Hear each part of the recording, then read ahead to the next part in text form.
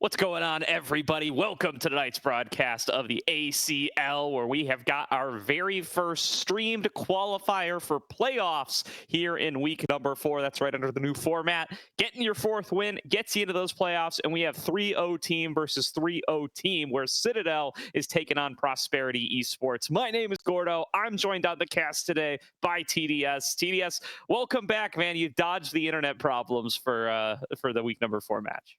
Yeah, sir. Every time that I think about changing provider, I remind myself that every one of them is still the same devil. It's just a different faced one. So, like, it's not worth it. But it's fine. This time around, I'm going to be here. I've made sure to be able to deal with it. I also have a power bank, so no power issues should arise, I think. Let's go. So, all in all, I think should be a good night. And we have a great match to follow suit on that as well.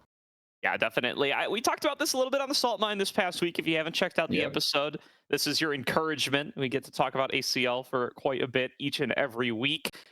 And I called this out. You know, Citadel come in as tournament favorites, no doubt. All right, Porsche, Kenvi, Bradley, Instinct, Diamond. We do want to bring on up that roster here. It is such a strong group of 5 players. On name value alone, this team has got to be tournament favorites. And so far, they've shown up going 3-0, but they won an FF victory against Tempest in their week 3 matchup. And then both their week 1 and week 2 series have gone to 3 games, TDS.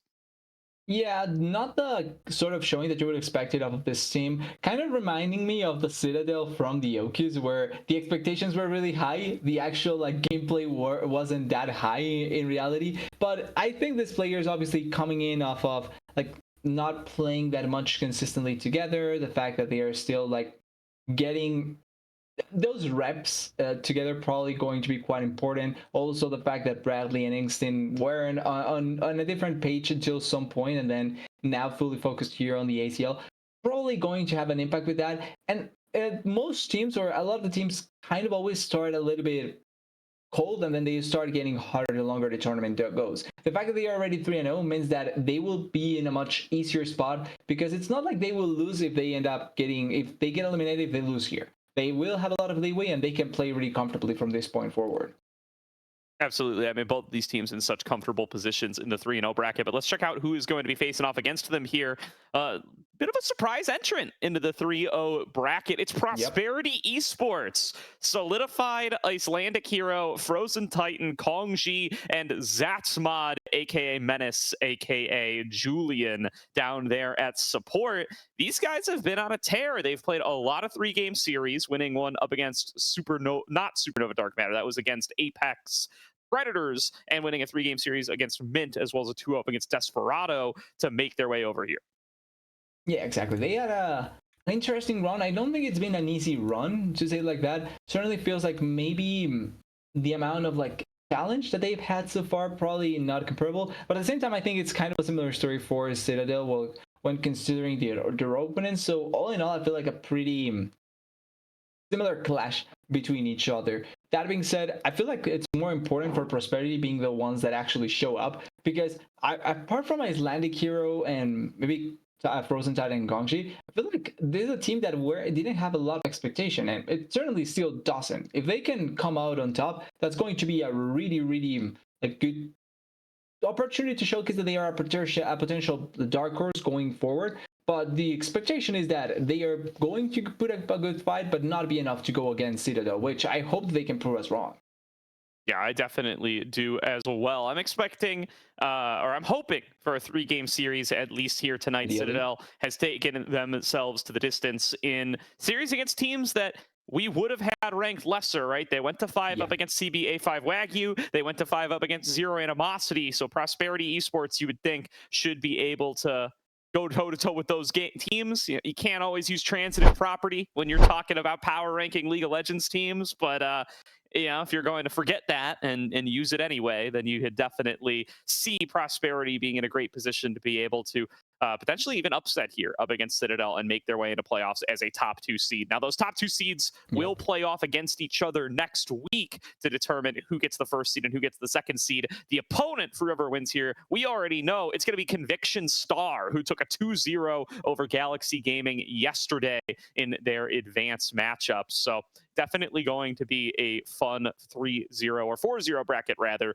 to find out who our top 2 teams are going to be. One of them will be Conviction Star. The other will be the winner here today. So still getting used to the new Aegis format, but not gonna lie, TDS, it's pretty good. It's been pretty good so far. Already having these qualifier matchups for the top teams, and then I kind of simulated out the rest of the league while doing my pick'ems. Hopefully, y'all did your pick'ems as well. And it's definitely the matchups start to get real intense as you get towards those last couple of weeks.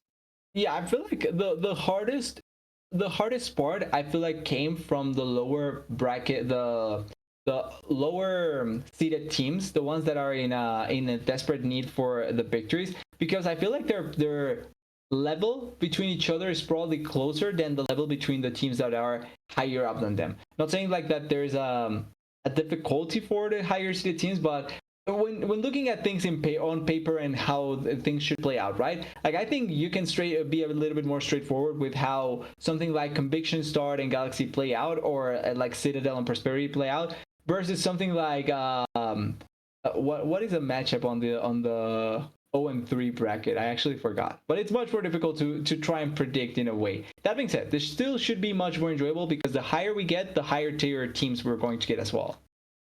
Yeah, definitely true here. So it's going to be a real exciting last couple of weeks here of the regular season. We're going to have 3 more and then a Monday match to round, or 3 more including this week. So we have week 4, 5, 6, and then week 7 will be a Monday match, gearing up for playoffs that upcoming Friday. So really will be playoffs before you know it, and we're already starting to qualify teams over there, including one today. So curious to see how Prosperity is going to be able to do. I think the mid lane matchup definitely one to highlight here. Bradley has been on an absolute tear. This guy is probably the best mid outside of the NACL right now. I think that would be most folks' opinion. It's either him or Toasty, and even Toasty is kind of pseudo in the NACL, right? Yeah, he's technically in NACL, so yeah. It's difficult to really see it. If you disqualify Toasty, then it's easily Bradley, I think. If not, it would be a debate between the two of them. But Frozen Titan's been putting up some really solid performances, I think, especially in and around these kind of control mage picks for him and Prosperity. When they've been able to get him on the Azir and draft these comps around it, I think they've been really, really effective. I think his Hwei play has been really good. He had a really good Victor game up against Apex as well. So I'm going to be looking to see what he's going to be able to do on these kind of control mage picks, if the team will be able to get him into that kind of position where you've got to favor Bradley in the lane 1v1, but this team of Prosperity have come together really well as 5 in these team fighty comps, and that's been what Frozen Titan's specialty has been. Yeah, more so than the laning phase, this Prosperity team has been all about being able to set themselves up for success in a really smart manner and getting the team fights their way. That being said, I think the mid lane matchup certainly is going to be a fun one, but the jungle matchup as well looks really interesting. I think Icelandic has been having such a good tournament so far, really essentially one of the stars of the team, if not the main star of the team, with what he's been able to pull off, and going off of or from Omes into now trying to be the highlight of his own team. Probably a great thing for him, and I think so far he's been really showing up greatly. But then on the other side, you have a pretty tenured jungler himself. Like, Kembe is nobody to scoff at all. And I think this jungle matchup really set up the pace for whatever happens in the game. Whoever has the better of the other really can just completely manage whatever happens in the rest of the map in general, and then in the rest of the series, and could be a really interesting head-to-head going forward, not only here but also in the tournament if Icelandic comes up on top.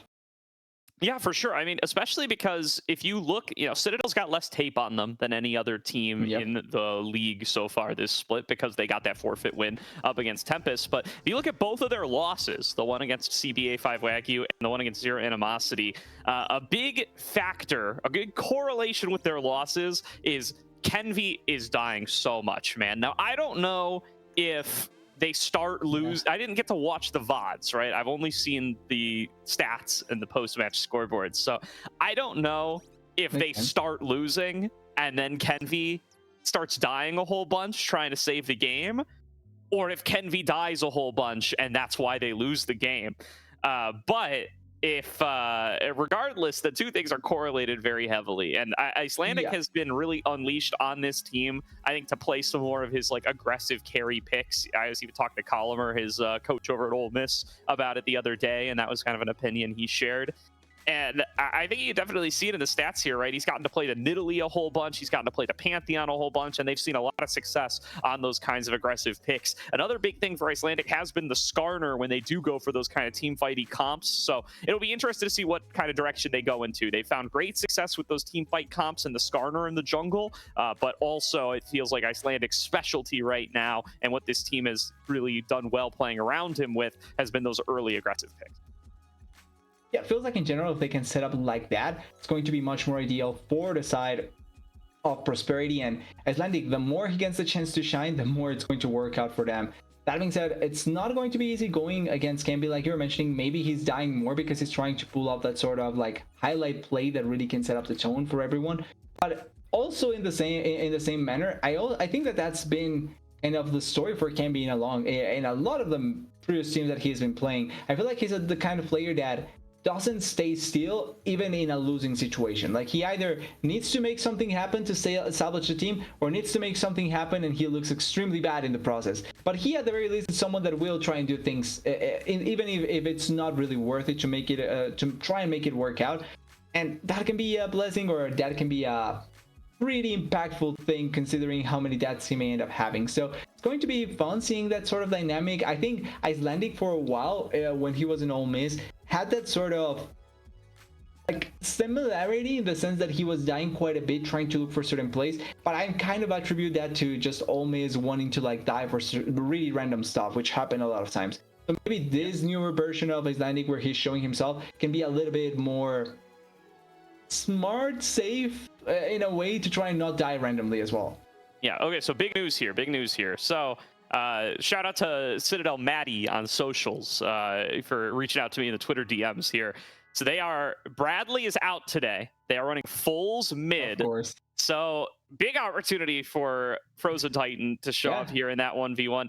Also, Philip in top lane for Porsche. So both these players are on the roster. Neither of these are E-subs. There will be no ban penalties for this. So they lose out on a big star NACL caliber mid laner, but they gain a big star NACL caliber top laner, right? Not to BM Porsche here, but Philip is on another level. So Citadel, interested to see what this roster is going to look like with Philip and Foles coming in today.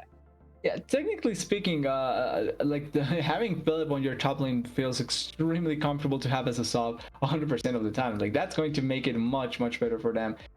Now, I think that this may mean that we're going to see a much more bot lane focused Citadel in that sense. Sejuani getting first pick, nothing out of the ordinary here really, because Camby does like to have that sort of potential to make plays happen like we were mentioning, and having another tank is great. But this sort of idea of having Philip makes me think that this is going to be a much more instinct-centric sort of team, and they are going to try and play for bot lane a little bit more.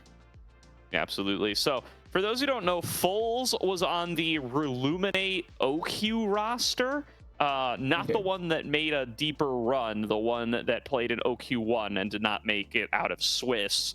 But that was the one with Shimmer and Crucial and all those guys. So very curious to see how he's going to be able to do, a player that we have not gotten to see too much of in organized comp. And oh boy, Philip has already locked in the Yorick TDS. Okay, so that's going to be their counter pick into the Jace from Solidified. Actually, that's probably a Frozen Titan Jace. That's probably a Solidified Scion. Yeah, exactly. It's going to be a Scion in the top lane against the Yorick. So against the tank champions makes a lot of sense that we're going to try and go for this sort of champion. Going to be kind of ideal to try and set up picks like that. And the sideline pressure also becomes quite important. So hoping that we get a lot of opportunities to see Philip being able to manage this Yorick outplay.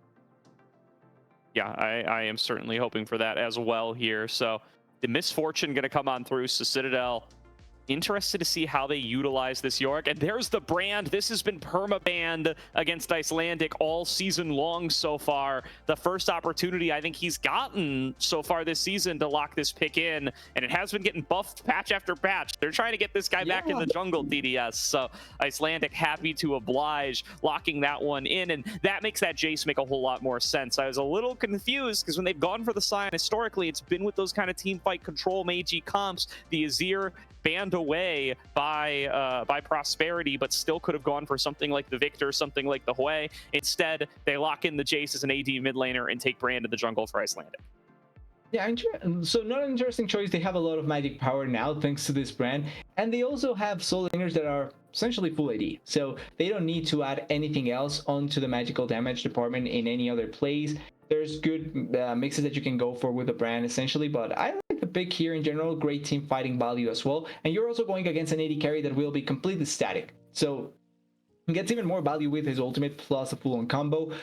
Looking at the bans here, Brand, I think it's a smart ban, but I would have thought that maybe some Citadel would have liked to have that ROM. And then the Lucian and the Rel, I think Rel particularly to try and give another angle for engage potential. As the Jhin does come through, so there's going to be another supportive sort of champion, but with enough burst damage to try and kill that Misfortune effectively. And then I'm pretty sure Prosperity will try and go for an engage support. It's looking like Rakan, more than likely Alistar angle sort of game, where Citadel now needs to have a great mid lane counter pick here, or something that can be as effective as the Jace potentially. Syndra, not what I was expecting, but can work out well enough. And for support, if it's not a steal of the Rakan, the Alistar, or the Leona, I'm not really sure what they are going to look for here.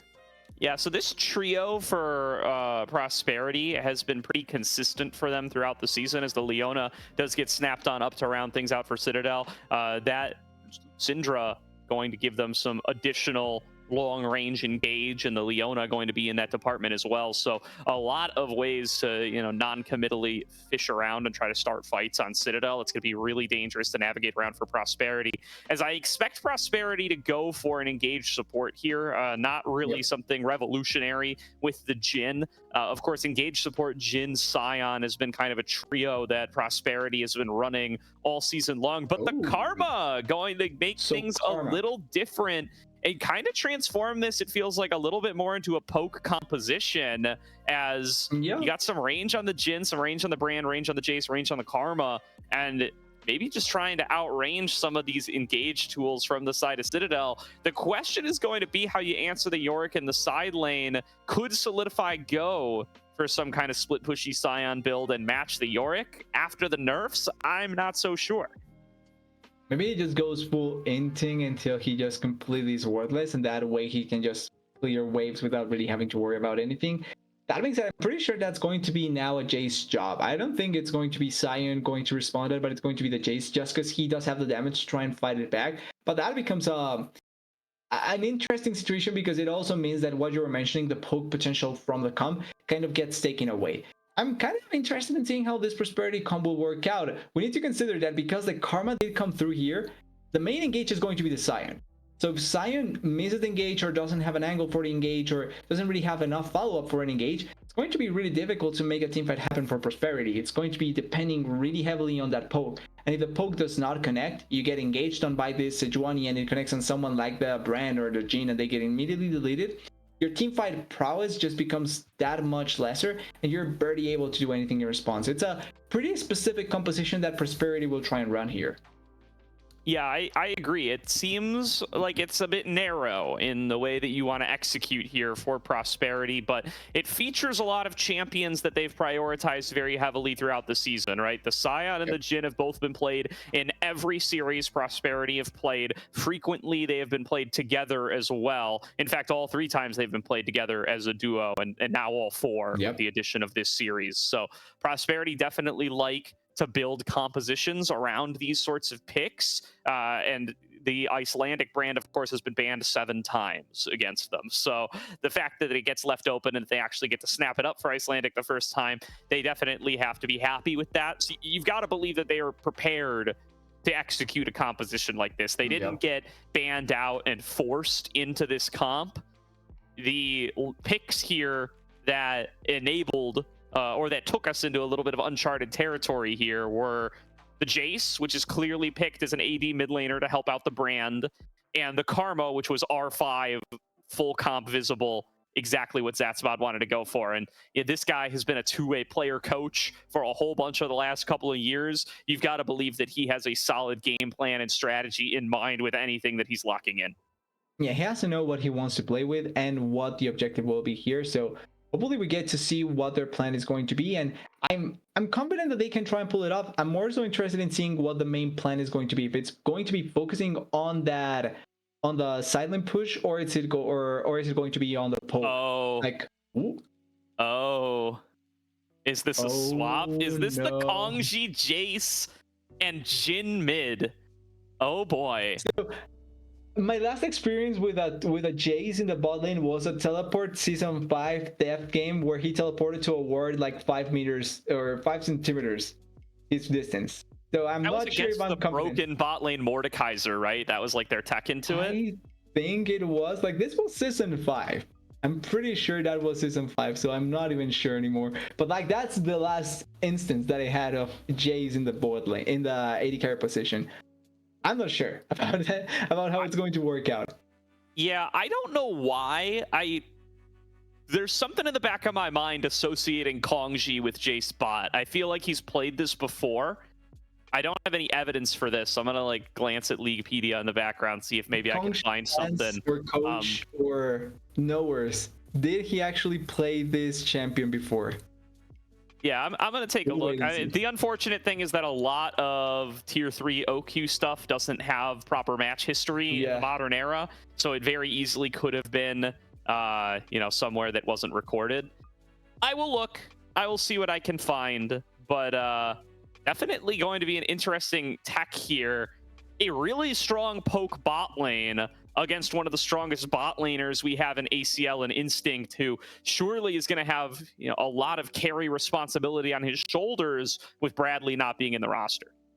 Yeah, we do, like, there is a pretty prominent feeling from a lot of us over at the Saltmine plus ACL people that Misfortune is a bait pick, so maybe they have the mindset that it is a bait pick and it's not going to be as impactful if they can just shut it down early on. And one of the things that Jace does bring is really strong early damage.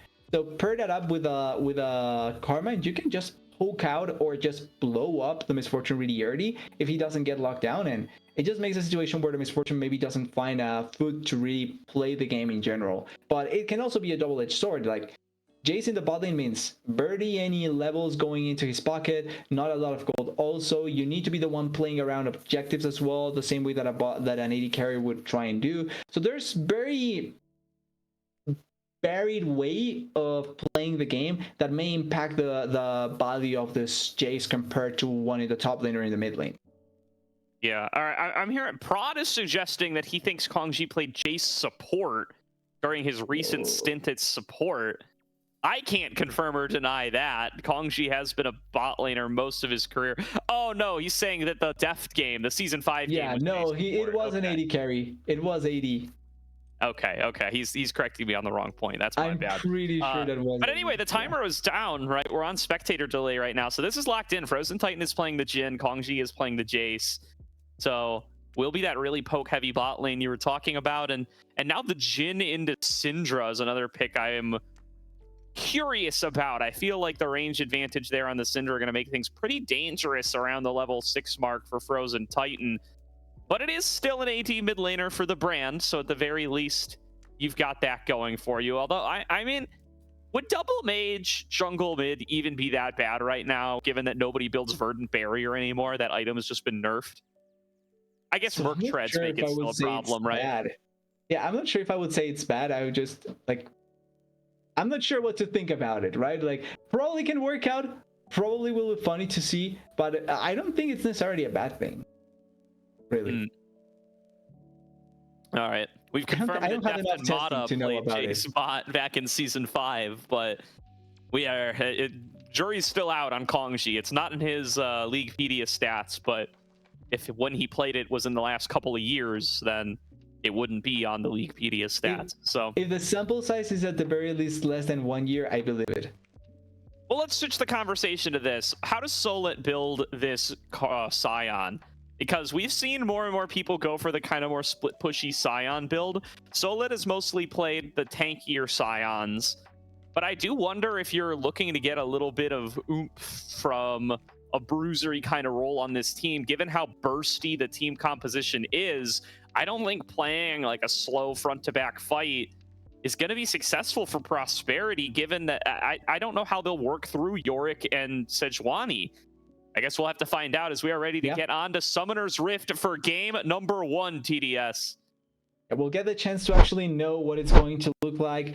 And I do agree, like, this is not a game that should be slow. This should be a sort of game for Prosperity where they want to try and burst out a target and then play the longer fight with one less target. Because realistically, they don't have the long-term damage to really deal with multiple members. I could say something similar to Citadel as well, because they do have like ultimate dependent champions in the form of Misfortune and to a certain degree Yorick. But realistically, they can play really long fights just because of the fact that they have a Yorick that can poke you with his schools whenever he has them available, and then also the Syndra. So like the dynamic is very different, and then the fact that there's 4 squishy champions on Prosperity makes it really difficult as well. So I think they will try and blow targets on the side of Prosperity just so that they can really make the teamfight be as quick as possible. Definitely looking to play fast fights here on the Prosperity side. Ooh, would have been a potential trap there onto Kenvi, but will choose to fall back in towards his blue side.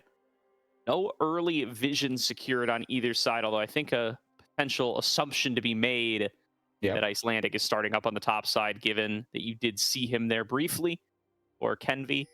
He is going to choose to go and start at his red with that information. So going to be opposite side start for both of them. So maybe trying to be an attempt for Philip to have more power, and like I'm not against giving Philip maybe a little bit more focus, especially on the Yorick. If he can really get the game going for himself, it's going to be much better. Actually, it's just going to be Kongji and Frozen Titan playing. They just were in the wrong place. That's kind of sad. Unless they are trading names. Yeah, unless they're trading names. That's the potential question here. Yeah, we'll swap them on up.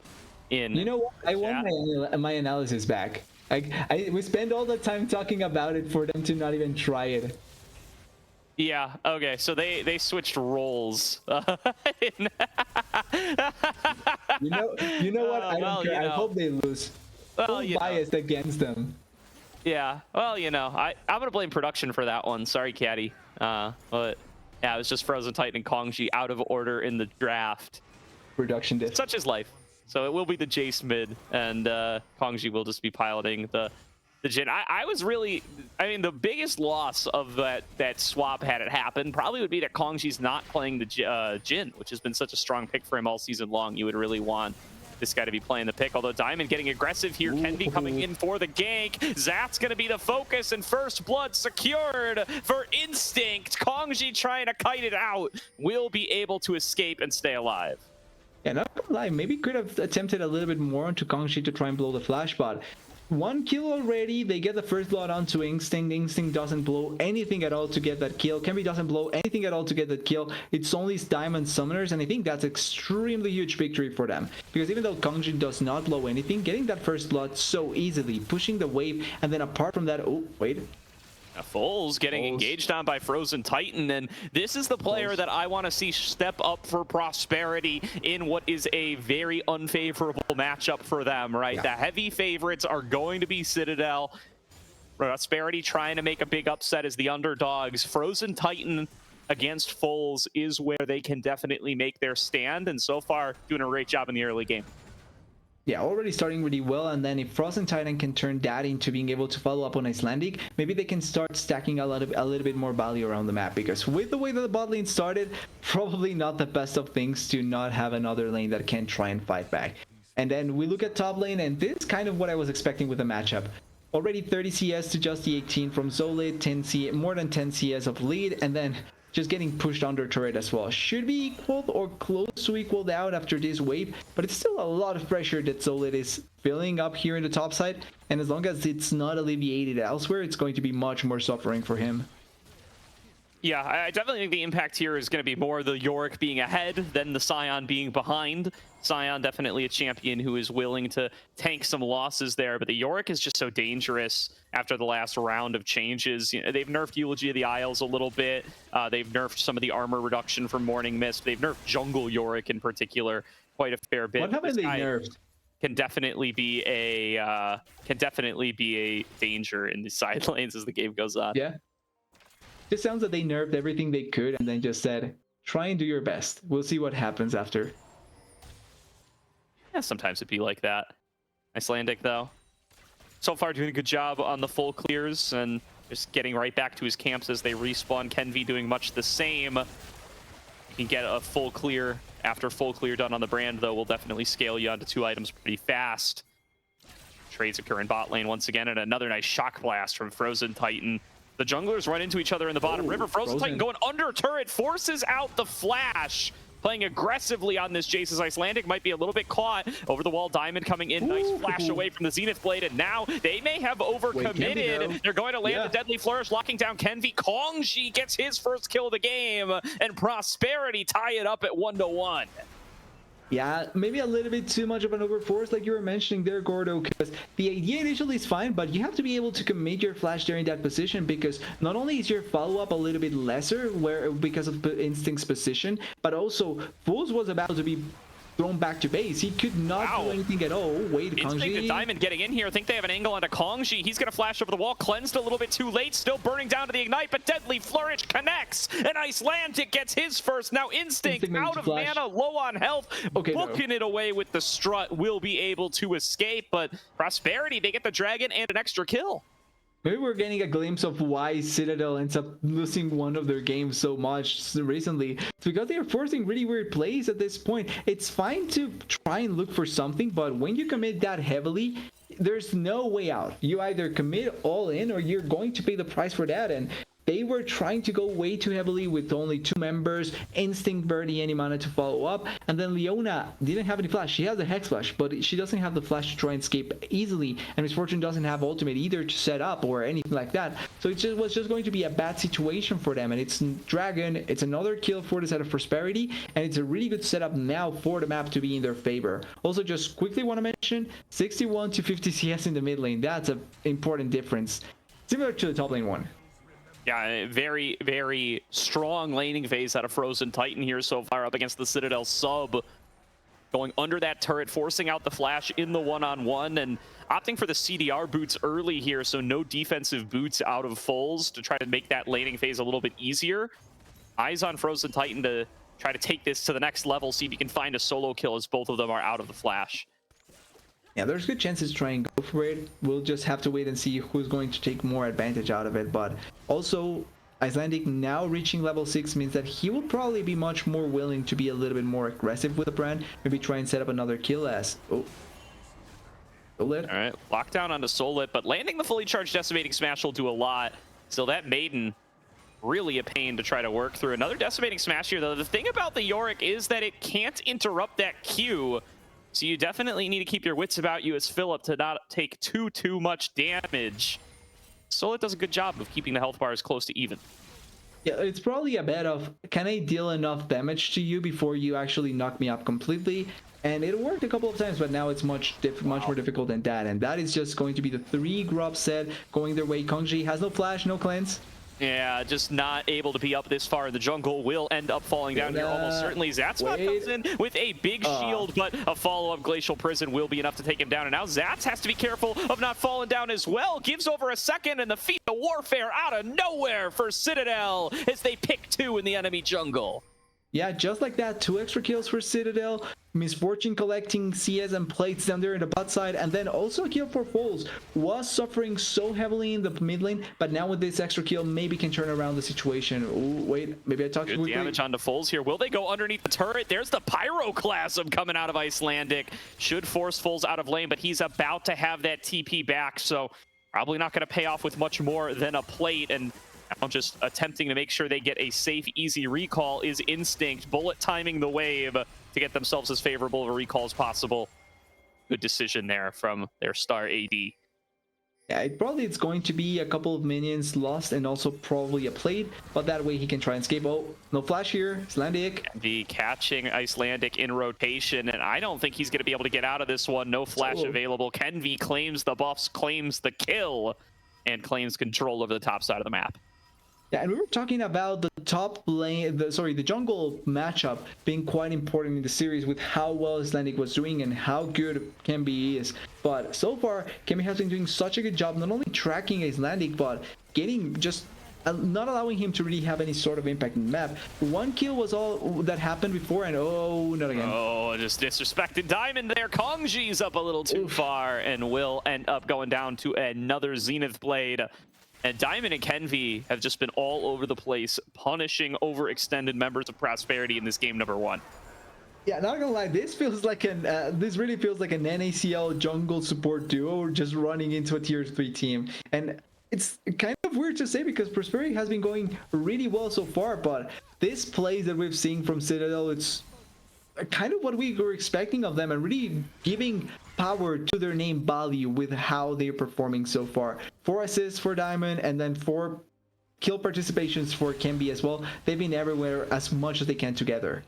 So Titan gonna have to dodge out on this Zenith Blade. It will connect. The chain CC continues and nowhere for the Jace to go. Diamond will trade his life, but it'll be made worth as they crash the wave and take the plates. Now caught alone under the turret is Instinct. Going to use that strut to the best of his ability to dodge out on these shots. Will dodge 2 of the 3. And Instinct a little too late on that barrier. Still takes a big chunk of damage. Yeah, went for barrier here means that he's not going to have enough defensive stats now, but maybe they can jump on Kongji. I think they saw this 20 on the side.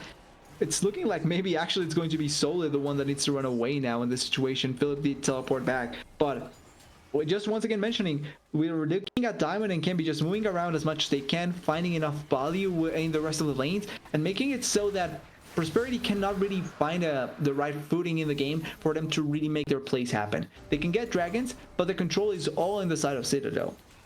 Yeah.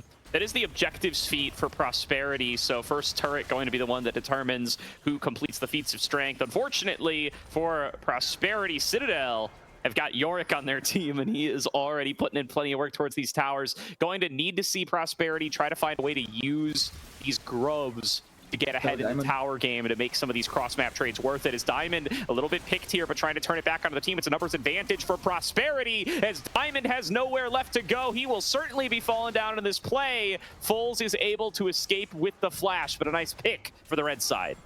Yeah, maybe just a couple of seconds later, because if they could have survived a little bit more there, Diamond probably could have turned that into a little bit more of a fight with Misfortune and Sejuani arriving on time there. But it's going to be one more kill for the side of Prosperity, not staying as behind as they probably would if they didn't go for this place, but it's still not enough to try and keep control of the map, because if they are not turning that kill into anything more meaningful, since there's no objective, since there's no turret pressure or no way to really capitalize on that, it's just going to be a kill for extra gold, and that's about it. That's about how things will end up playing out here. Instinct coming underneath that bot lane turret. Try to interrupt some recalls. Didn't look like he connected to make it rain, or at least it wasn't enough to break through Zatsmod's shield. If that's the latter, good heads-up move by Zatsmod there to throw down the shield before he starts channeling the recall so that it can't be interrupted by make it rain. That's real cool. Yeah, probably going to be something we're going to see a little bit more as. Once again, we're just having this top lane wet noodle fight consistently where we always know what will happen and nobody will die, but the spectator really loves it. And we were mentioning the turret, by the way. Yes, Yuri can push turrets, but Misfortune is also doing a really good job. About to take down the turret as well here. Instinct, a nice dodge once again, really using that strut to the best of his abilities to dodge out on these skill shots and make the Karma Jhin lane not quite as oppressive of a poking lane as it would have been otherwise. He's quick on his feet, quick with the hands, and gets out of the way of more of these abilities than you would expect the average player to. So shout out to Instinct for a really strong laning phase here, and he's been rewarded with about a 20 CS lead and a 2-0 score line, getting himself ahead in itemization already. Yeah, and also the fact that he can play that lane without really having to have Diamond consistently there to babysit him is also really ideal, because a lot of the plays that we saw around the map coming from Kembi and Diamond are allowed by having an AD carry that can just wait on the side, not have to worry about it that much as, oh, flash by Philip. was a good call from Solidified. He knew he had Philip trapped to rights underneath the turret. Forces the flash out, so ends up being worth it for that reason. But of course, that was the first turret, so the feats of strength do go over to Citadel. Trying to make a play in mid lane. Curtain Call opened up. Full's going to get slowed down, but I don't know if they're going to be able to get there with the damage in time. Diamond now running interference. He's going to tank up the CC from Icelandic, and Eclipse just does so much tanking and he won't be able to work through it. Now Icelandic's caught up too far. Going to be able to get the passive proc onto Fulls. I think he will burn down to Leandri's damage, so it's a 1-for-1 trade. Shut down gold over to Icelandic. Yeah, at least it's enough to go 1-for-1 in that situation, which was looking like it could have been much more for the side of Citadel, but it's still really. Oh, double up just connected onto Kongji.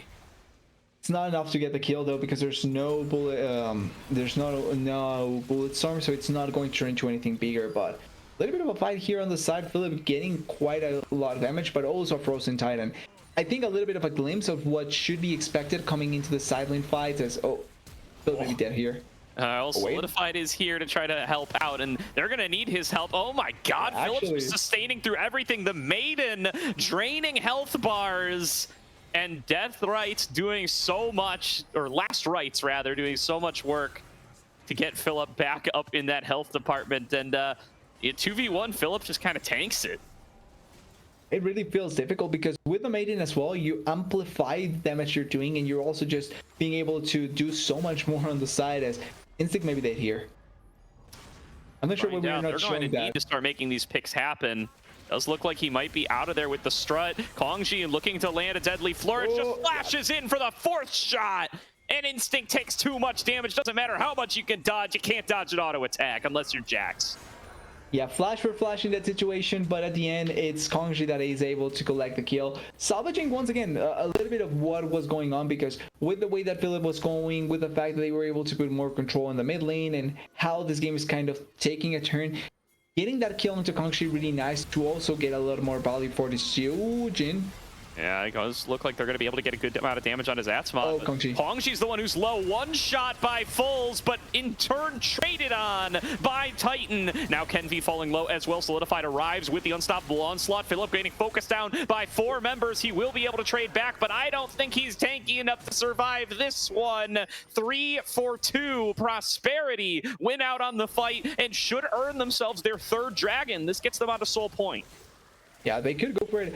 Are they actually going to try and go for it that way, though? Because Misfortune is still here. Maybe they could have gone with the Misfortune ultimate, but looks like they are not going to try and fight back. It's going to be the 3rd dragon of the game for the side of Prosperity, and that kill onto Instinct turns out to be massive because with that kill, you get the opportunity to try and get that team fight going in your favor. It was a numbers advantage team fight, and then they turned that into the Dragon of Tension here. You can see how it started here. It felt like a pig onto sets, but because there's not enough follow-up damage and there's no way to really try and get more control here, they're just trading 1-for-1 in general. But since there were 5 and your team was only 4, the 1-for-1 is going to be in favor of the other team every time it happens. And you can see it here. They kill the Philip in this situation. There's still 3 members remaining, and it's going to turn into a dragon now because of that. Yeah. A little bit of a break in the chain CC there allows Zatsmod to flash, to scatter the weak. He should have fallen down in that fight right away, but it does find that brief second to get the flash off, and that does a lot for him to extend his life in that game and in that fight. Oh, Prosperity now down only about 1k gold and 1 dragon away from the Mountain Soul, which would definitely offset that gold lead. It's been a solid close game from them so far. Philip still tearing apart turrets in the side lane, and we've seen Frozen Titan try to match. So far, it has not worked out too well for him, TDS. Yeah, I think that he probably needs to try and find just the way to push the lane and then move around, because as soon as he joined the fight, he was an immediate menace onto the rest of the members from the side of Citadel. It's only that Philip, as of now, he's just really, really strong, and it's really difficult to kill in a 1v1, especially when he already has armor as well to follow up onto the damage that he built. Trying to figure out, are Prosperity, okay, never mind, they took the plants. All right, I was wondering, are they intentionally leaving roses up because they think they can take new Otacon? I still learning about potential strats that can be utilized with the changes to the Grubs and the Herald and the Otacon here. They do end up taking that one though. I could see an argument for, if you think you're favored to get the Otacon, you can leave incredibly safe roses up. But I don't think there's even a reason to do that because it upgrades the roses that you've already gotten. So definitely makes more sense to just take it. Yeah, it could have been a funner mechanic if they just simply waited a little bit more to try and make those changes, but it's going to be fun seeing the adaptation. I, for one, am glad that it's no longer the same Anakin buffs in the same way. Yeah, I think this is a nicer one. I think it's more powerful than the kind of invisible ruinous ruinous Otacon buff, but it's not as obnoxious as the the ravenous Otacon buff, or whatever it was called, the voracious Otacon buff. The you die once and it's fine. It doesn't really matter, Otacon. Exactly. And going to use the Rift Herald as an escape tool here is Philip, and you can just take it will in. be successful as that one. He gets his driver's license, he navigates it around the walls, doesn't crash. Gonna come mid lane. Yeah, he's gonna try to bring the Rift Herald over to mid. I do believe if you... I think he crashed. Or no, actually, it doesn't have a limit in distance. No, it just loses health when you get out of it, but it still charges even if you've used the charge now. So they get it off in mid. There's some new Rift Herald action right there, as Citadel are able to secure themselves the mid turret and an escape for Philip with one Herald. See, changes that are good to see in action, actually. And Philip not only escapes, like you're pointing out, gets the mid lane turret, and he's able to go back into bullying Solidified. So everything's working out perfectly fine there for the side of Citadel in that sense. Will they be able to turn this into a little bit more? Who knows? But as of now, at the very least, with the control that they have, already pushing Prosperity into the tier 2 just space of the map, and then trying to deny even more vision so that it's going to be really difficult to contest things like the Atakan, things like the Dragon, things like the Baron, especially Dragon, that will be the next important objective to try and fight for. Yeah, 60 seconds to go, so definitely want to see Prosperity start to think about setting up for that Dragon. Citadel certainly are. They've gotten Philip back first. He leaves the Maiden up there to keep Solidified's attention for the time being, but the the TP is available. So we will see if Solidified just continues to go top to match up with Philip. You don't want to leave that guy alone with a tower for too long, so he is going to be obligated to do that. So 4 apiece going towards the bottom lane. Icelandic going to be the last one to arrive to the scene, and the river already belonging to Citadel here at TDS. Yeah, complete control in this situation, and for someone like the Misfortune that wants to try and set herself up for that big ultimate, having the first move is always going to be ideal. Also taking away a little bit of the power from the poke, because with no control of vision, that means that you don't know where your poke is going to try and land or where you want to send it, as Philip is just trying to push into the turret here. But I like the way that Solidified try and go for it. Just going to be, once again, wet noodle fighting all over. Oh, can be missed ultimate. A little bit of a skirmish breaking out on the bottom side. Icelandic had to flash, so I think he blew Icelandic's flash with the ultimate. Now returning fire with the Pyroclasm. Can be taking a huge chunk. An Instinct as well. A flash 4th shot from Kongji, and one more going to take him out. Diamond now getting focused on the opposite side. Foles isn't able to pump out the damage. Solidified has arrived off the back of the TP. Zatsbot gonna flash in for one more root, and everyone's on top of Foles. It's a triple kill to Kongji. Someone has to go answer this Yorick before he takes an inhibitor turret, but this is Mountain Soul for Prosperity.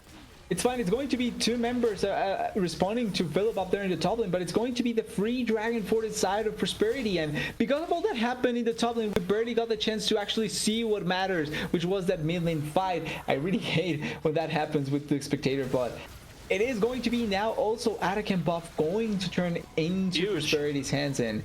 Oh wait, teleport. I don't know, dude. This thing takes a long time. Kenvy's going to get here. Philip's going to get here. It's down to half HP. They're going to try to melt it down using this DPS from the Brand. The Brand passive doing a lot of work, but Kongji, not a traditional marksman. They do secure it. They have the Otacon buff. Thornbound Otacon now being rocked by the entire Prosperity roster. Kongji able to cleanse away. They're going to sacrifice Solidified. Frozen Titan able to jump back away. The rest of the squad is kiting. Foles going to look for one more scatter of the week, but Gate will be enough movement speed. Prosperity get away with murder. Solit the only one who falls, and now they've got 2 permanent buffs. They have everything in their value here. The Mountain Soul, the Anakin also in their favor. Oh, Frozen Titan, maybe too far forward. Yeah, going underneath the turret. It's going to be Frozen Titan picked off. Diamond about to fall. Pay attention to how much this Rose Thorn Otacon buff matters, but Icelandic coming in on the flank. Nobody is dropped. They haven't been able to use the buff, but he's still plenty tanky thanks to that Mountain Soul. Going to be able to get back over here to the Blast Cone in time. Doesn't get to auto it though. Kenvi is too thick on the Sejuani, but they're finally able to turn it back around. Look for the proc. Going to slow around in an AoE, but not going to be able to find the other members. Opening on up with that curtain call. Foles could end up dropping a one shot, but does manage to evade the fourth. Yeah, and they were able to escape with their lives there. Only can be, oh wait, not enough. Coming on in, Solidified, not willing to let this fight go. He sees low health bars, and he wants to take full advantage. Philip, the first one getting focused, but Kwangji scattered back, and that's the primary source of damage. That's going to put that play to bed. Yeah, perfect there by Fools to push away the attack coming in from the side of the remaining members by Prosperity, but it's still such a long fight and such a long series of events that it's really difficult to know who won on that. So this is the initial engage. We see Kenvi trying to engage on one of the members, doesn't really find a lot of value and gets stunned here, and then here comes the most important part. Instinct trying to maybe help, but the bounce back onto Instinct from the initial passive into then having the extra damage just means that he's completely out of the fight, ends up dying really easily. And because Philip is not trying to teleport, he doesn't really want to join these fights. He wants to try and keep on the push. When the members do die on the other side, it just means that it's going to be really difficult for them to really find a lot of value. And this is what we were talking about a little bit as well with Kenvi. Wants to go for a lot of the plays. When they don't work out, if he pushes too far forward, he ends up paying the price, and his team that follows up here ends up paying the price as well. Then the Anakin buff, we saw how it started. Really nice here by Solidified, by the way, here blocking the Sejuani from being able to even try and dash in with the Q, instead trying to just hold her with the distance and not allowing to take the Anakin buff. And then running back from the side of Prosperity is a really smart way to play the remainder of the fight.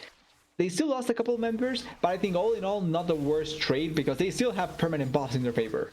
They definitely do, but this is where the Philip problem is going to really present itself. They need to be able to stop this Yorick, and I don't think Solidified is the man for the job right now. Philip takes down a bot lane inhibitor turret for free. No response cross map from Prosperity. Solidified was looking for something.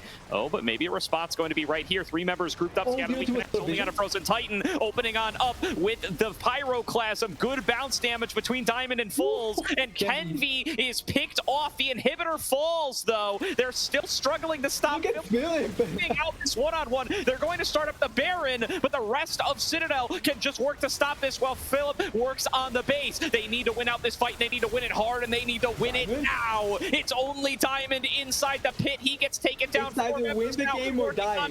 The Baron. Instinct is here to buy time alongside Foles. They will end up dropping, but what will their lives be worth? Frozen Titan gets Instinct. Philip has taken one Nexus turret. Baron getting worked on.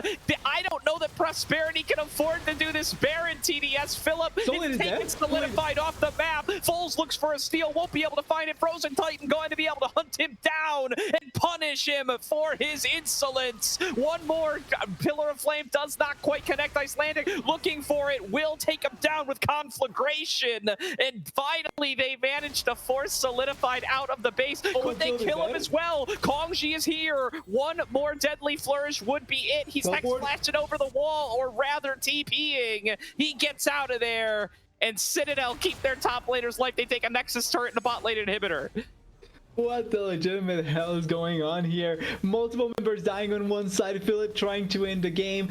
I will say though, there's now a good thing for Prosperity is that Philip no longer has teleport, so he cannot just teleport into the base and try and push with the super minions coming in on the side. But it's going to be Baron buff for Prosperity, Mountain Soul for Prosperity, and maybe Elder Dragon for Prosperity, considering that in 50 seconds it is going to spawn. Can be coming in on the side. Maybe they want to set up a play. That's a lot of damage coming in from the brand. Yeah, this Baron buff is huge relief, by the way, from the Philip split push. They can now use those stronger minions to sustain against it for much longer. Now, eyes on the 4v4, though. Prosperity need to make big gains in this area. They knock Diamond back away. They evade the bullet time. Frozen Titan still standing. Huge interrupt from Philip on the incoming Unstoppable Onslaught. They're going to use that opportunity to melt down Zatzmod. It's going to be Solit in the front line. Icelandic Hero has gone into the stasis, but he's going to get focused out by Foles on the opposite side. Frozen Titan trying to kite it back, but Instinct flashes forward, finds his opportunity with Kongji in the bot lane, and Citadel wipe the fight 4-for-1. This is their march onto the base. Yeah, they have the members, they have the minions, they have the Philip minions, and it's only a melee Jhin with Flash and Cleanse, but it's still only a Jhin against 4 members from the side of Citadel. Can he stop it? Yeah, he does have Baron buff, and also the 25 seconds is so long. Zatsbot's going to be up in 5. Really waiting for the next wave. Still a little bit of time to go. They flash it out of Kongji. He's trying to cut the wave, but he's melted down. Zatsbot arrives, but it is too little and it is too late. Instinct free firing onto the Nexus, and Citadel taking 18-18 game number 1. Yeah, they take the first game down. Huge props to Citadel for how they played it, and huge props to Prosperity for how they were able to turn around a really bad situation in multiple places. Philip was doing a great job split pushing. He understood his job this game, made himself the biggest menace possible, and also just stuck to the side as much as he could. But Prosperity had such a good read in fights. Really good playing away from Kembi's engage, trying to handle both the distance for them to be able to fight, but also survive any sort of initial engage from Kembi and Diamond as well. And then the counter punch from them was perfectly played as well in multiple team fights, with Icelandic being the main hero in multiple of them, doing so much damage. But the problem came from overextension in some situations, but also that last team fight, which I understand why they wanted to try and force something, but at the same time, Jhin was during all that time, Jhin was pushing bot lane. So if they were going to try and force something, you have to be 5 members strong, and they were 4 members strong, sadly. And that turns into them losing the game out. One slight mistake in that last team fight, which maybe if they don't commit that, it could have been a completely different story.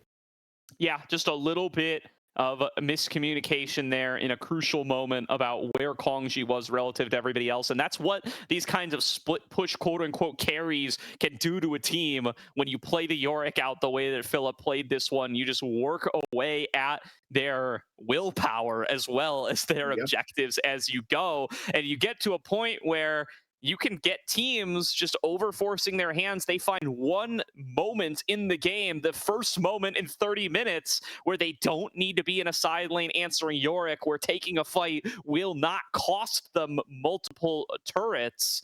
And they try to seize that moment, but they overforce. They weren't quite ready. They didn't have the setup. So even though Yorick's not on the split push, they lose the fight, and that costs them game number 1. Yeah, it turned out that being in team fights was much better than trying to split push all around, and game 1 going to Citadel, but I'm liking Prosperity's game anyway, so I hope that they can pull it back in game 2, because they had really great moments here, and they were smart about how they wanted to approach certain fights as well. Definitely were. So excited to see what the rest of the series has to offer. We could definitely see the potential for a close series here today. It was 18-18 in kill score. So hopefully we get another close game number 2 and maybe even a game number 3 if Prosperity can pull one out with a different draft. We are, of course, full fearless, so these 10 champions will be disabled. We'll see 10 brand new ones coming into game number 2. We're going to throw it to a quick break here, but first I do want to give a quick shout out to Zen Market. If you ever had a problem longing for that special Japanese item that you can't find locally, Zen Market has a solution for you. They are your one-stop solution for buying products directly from Japan. They'll help you buy from over 10,000 different shops, as well as place bids on auctions on your behalf. They'll consolidate all your items safely into one box and ship internationally. They provide excellent customer service in 19 languages, and that's why they are trusted by over 2 million users worldwide. Check out the panel below the stream or click the link in the chat to try them out now. If you sign up with promo code Aegis, you can get 1,000 yen off your first international shipping fee. Thank you again to Zen Market, and we will see everybody for the second draft after a short break.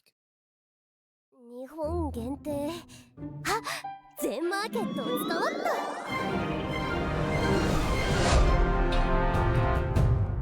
今日は老舗をしっかり見て回らなくちゃね。いやいやここはジャンル順でしょ。名前順の方がいいんだよ。現代か洋代の名前順？あ？ローマ字それともひらがな？僕は色で並べるのが好きなんだけどね。え？全部に対応させよっか。おお。80年代のホラーゲーをください。これでみんな幸せ。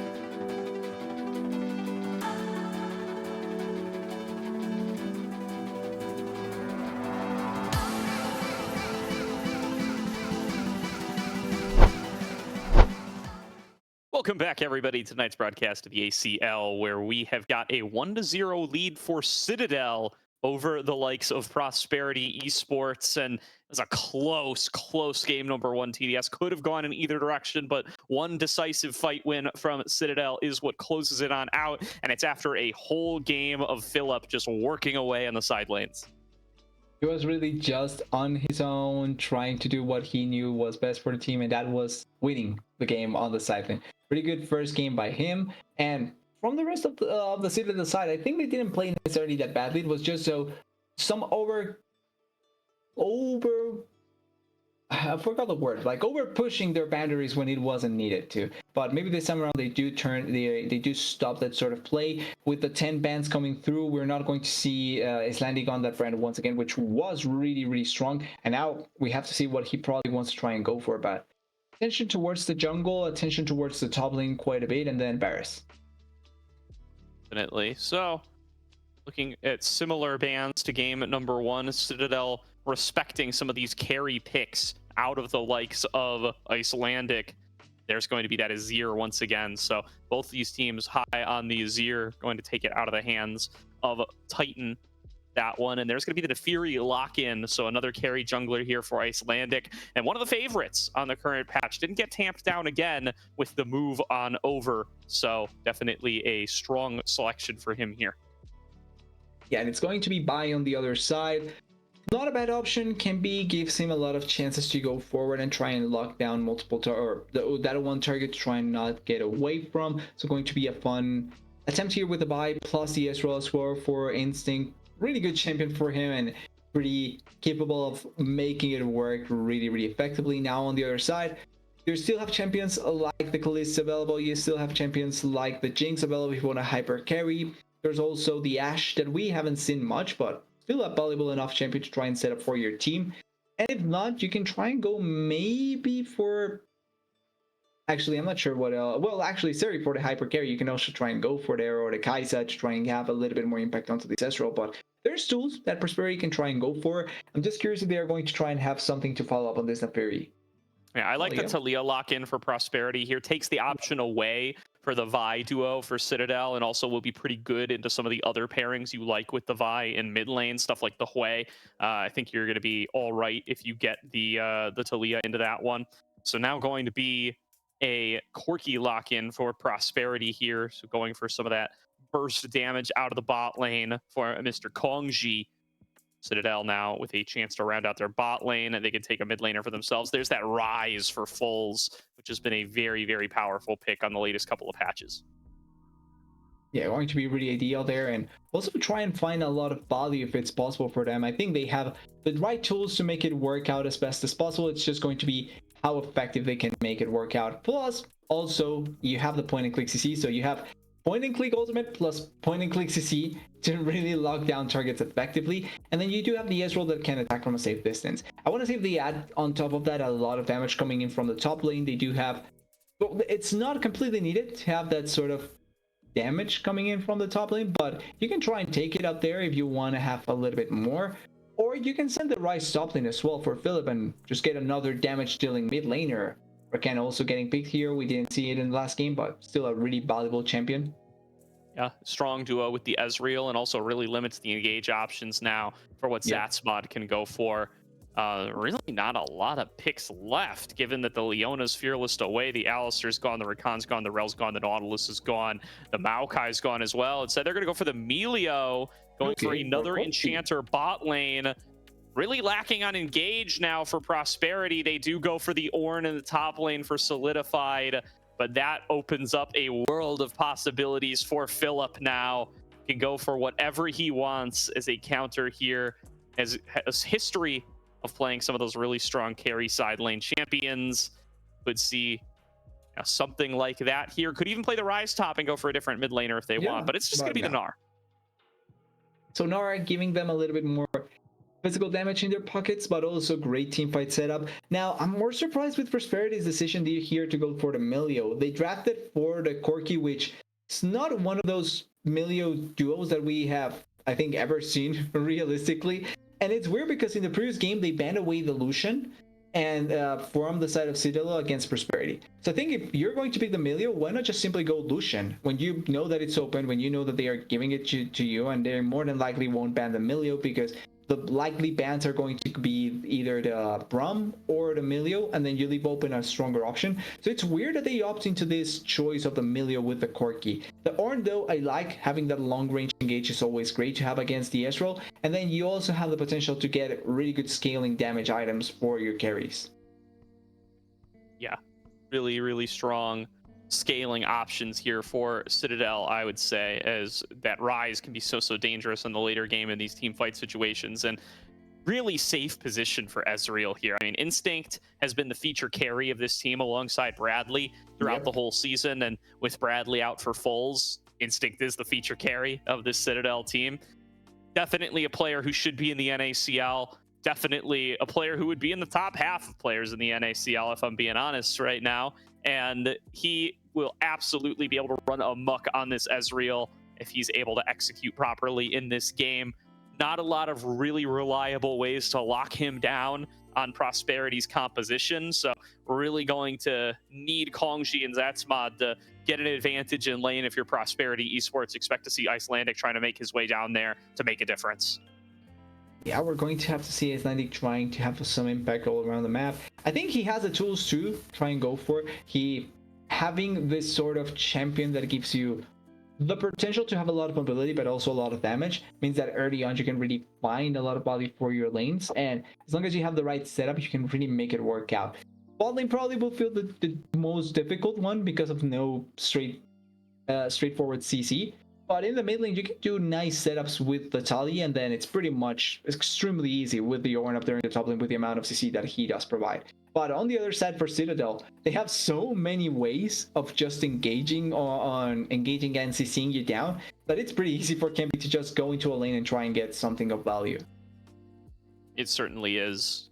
Kenvi has a number of good engage angles here. I wouldn't be surprised to see him move up towards the top lane. I think this might be one of those games where the junglers are just kind of pathing towards opposite sides. Trying to make it a 3v3 bot is an option, but I do think that 3v3 still favors Prosperity. So instead, might see them try to set Philip up for success, let him get an advantage in the laning phase. He was able to eke out a pretty solid CS lead last game against the Scion. Should have an even better matchup here as the Gnar into the Ornn, just able to constantly use his range to harass, and wouldn't be surprised to see a more split pushy Gnar build here with the Trinity Force come through so that he can pressure in that side lane very similarly to what he did in game number 1. Yeah, some would say it's Yorick-esque, pretty much, with the attempt that he may go here. He won't have the ghouls, but he kind of looks like a ghoul himself, so maybe the Gnar, that's the play for the Gnar in that situation. True. Yeah, I mean, this is 1-3-1 feels like it's not something people talk about as much in the current meta, but this is kind of a classic 1-3-1 comp, right? Being able to put the Gnar in one side lane, the Rise in the other, having a really safe Ezreal Rakan, plus Kenvi who can use Vault Breaker to disengage, holding down mid lane. I think that can definitely be a strong option for Citadel. If the game starts to go later, they should be able to just kind of try to push and pull Prosperity around the map. Frozen Titan on this Talia can match the Realm Warp, but Rise is just going to be able to clear out waves so quickly as he starts to get a couple of items in his belt. And nobody can match the Gnar. Yeah, and I don't think nobody can match really the effective wave clear that the Rise will have, plus the value of them just being able to move around the map as much as they want and finding everything they want to as well. So it's going to be a little bit difficult to deny a lot of what the Citadel composition will like to do. That being said, early on, you do have ways to make the skill, forgetting the name, the Fury be the Fury on Icelandic hero, blanking on the name for some reason, be as valuable as possible if you're able to just jump on top of the target. Because, like, realistically, their team is a squishy. Bar a side, like, armor item for Philip or an armor item for Diamond or for Kempi, you can kill these champions quite effectively if you get on top of them, especially early on. And then later on, there's not going to be that much armor built either. Maybe deceptively tanky Rise because of all his build pad. But apart from that, it's pretty easy for Neferi to really just kill them in general. Yeah, it really is. So, eyes on what Neferi will be able to accomplish in this early game. I do think this is where a lot of draft capital goes for the likes of Prosperity Esports, right? They are really going to rely on the dog and its pick ban status across the world to be able to get them those early advantages that they need. I was really impressed with Prosperity's map play and team fighting in game number 1, though. They were definitely able to seize their moments when they were given to them, and they're able to have, I think, a little bit cleaner of an early game, less overextensions, less free picks, and they're able to avoid the split push fate that hit them with that Yorick in game number 1. Would definitely see this series going to a game number 3. Yeah, more than likely, probably can be going into the game 3, depending on how some of those team fights happen, and particularly the team fights, right? Because yes, the early game may be ideal for Prosperity, but a lot of how they turned around the previous game came from those team fights. The way that they set themselves up for success, playing around Cambridge Engage and Diamond's follow-up, and then also capitalizing on the fact that Philip was essentially nowhere to be found in most of those fights until the end of the game, could be an avenue for Prosperity to really make a lot of things happen. And then you have great tools to force team fights thanks to this Ornn, and then also Talia with the Talia wall as well. The only worry that I have is the similar worry that I had in the previous game with the follow-up onto that engage being only the Talia and your main engage being the Ornn. It's a little bit better the fact that you can just make the engage happen without having to fully commit thanks to the distance from the Ornhorn. But still, it's lacking to a certain degree without having someone like a Nautilus or a Rakan on your side being able to follow you when you want to go in. And that also creates a situation where if you get killed because you went too far forward, it makes some of the fights really difficult. Also, it can happen as well where Kempi just ignores Solidified, goes to the backlane with his point-and-click ulti, and Bulls just follow with the Realm Warp, and they kill one of the 3 squishy targets. Yeah, looking to see real strong engages off of that Realm Warp. I think that's a tool that we've gotten to see Rises in the NACL be really, really effective with, especially Spyrax. I mean, Spyrax's Rise is just insane. Yeah.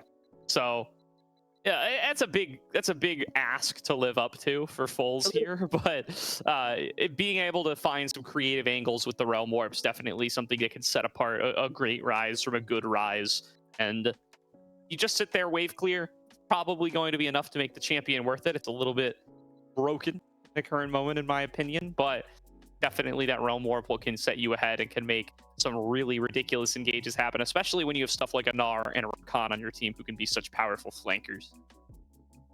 Yeah, it just makes it a little bit difficult in some of the situations if you're not able to play it out really, really well. And then having point-and-click CC, plus having a lot of CC will always be ideal for you and your team. So the fact that Citadel has as much as they do in their composition will make it easier to be able to kill some of these targets. Now, I'm kind of interested in seeing how Citadel will play this out, because one thing that we did mention at the start of the broadcast was Citadel has been the team that has gone 2-1, 2-1, and then 2-0, but that 2-0 was an FF.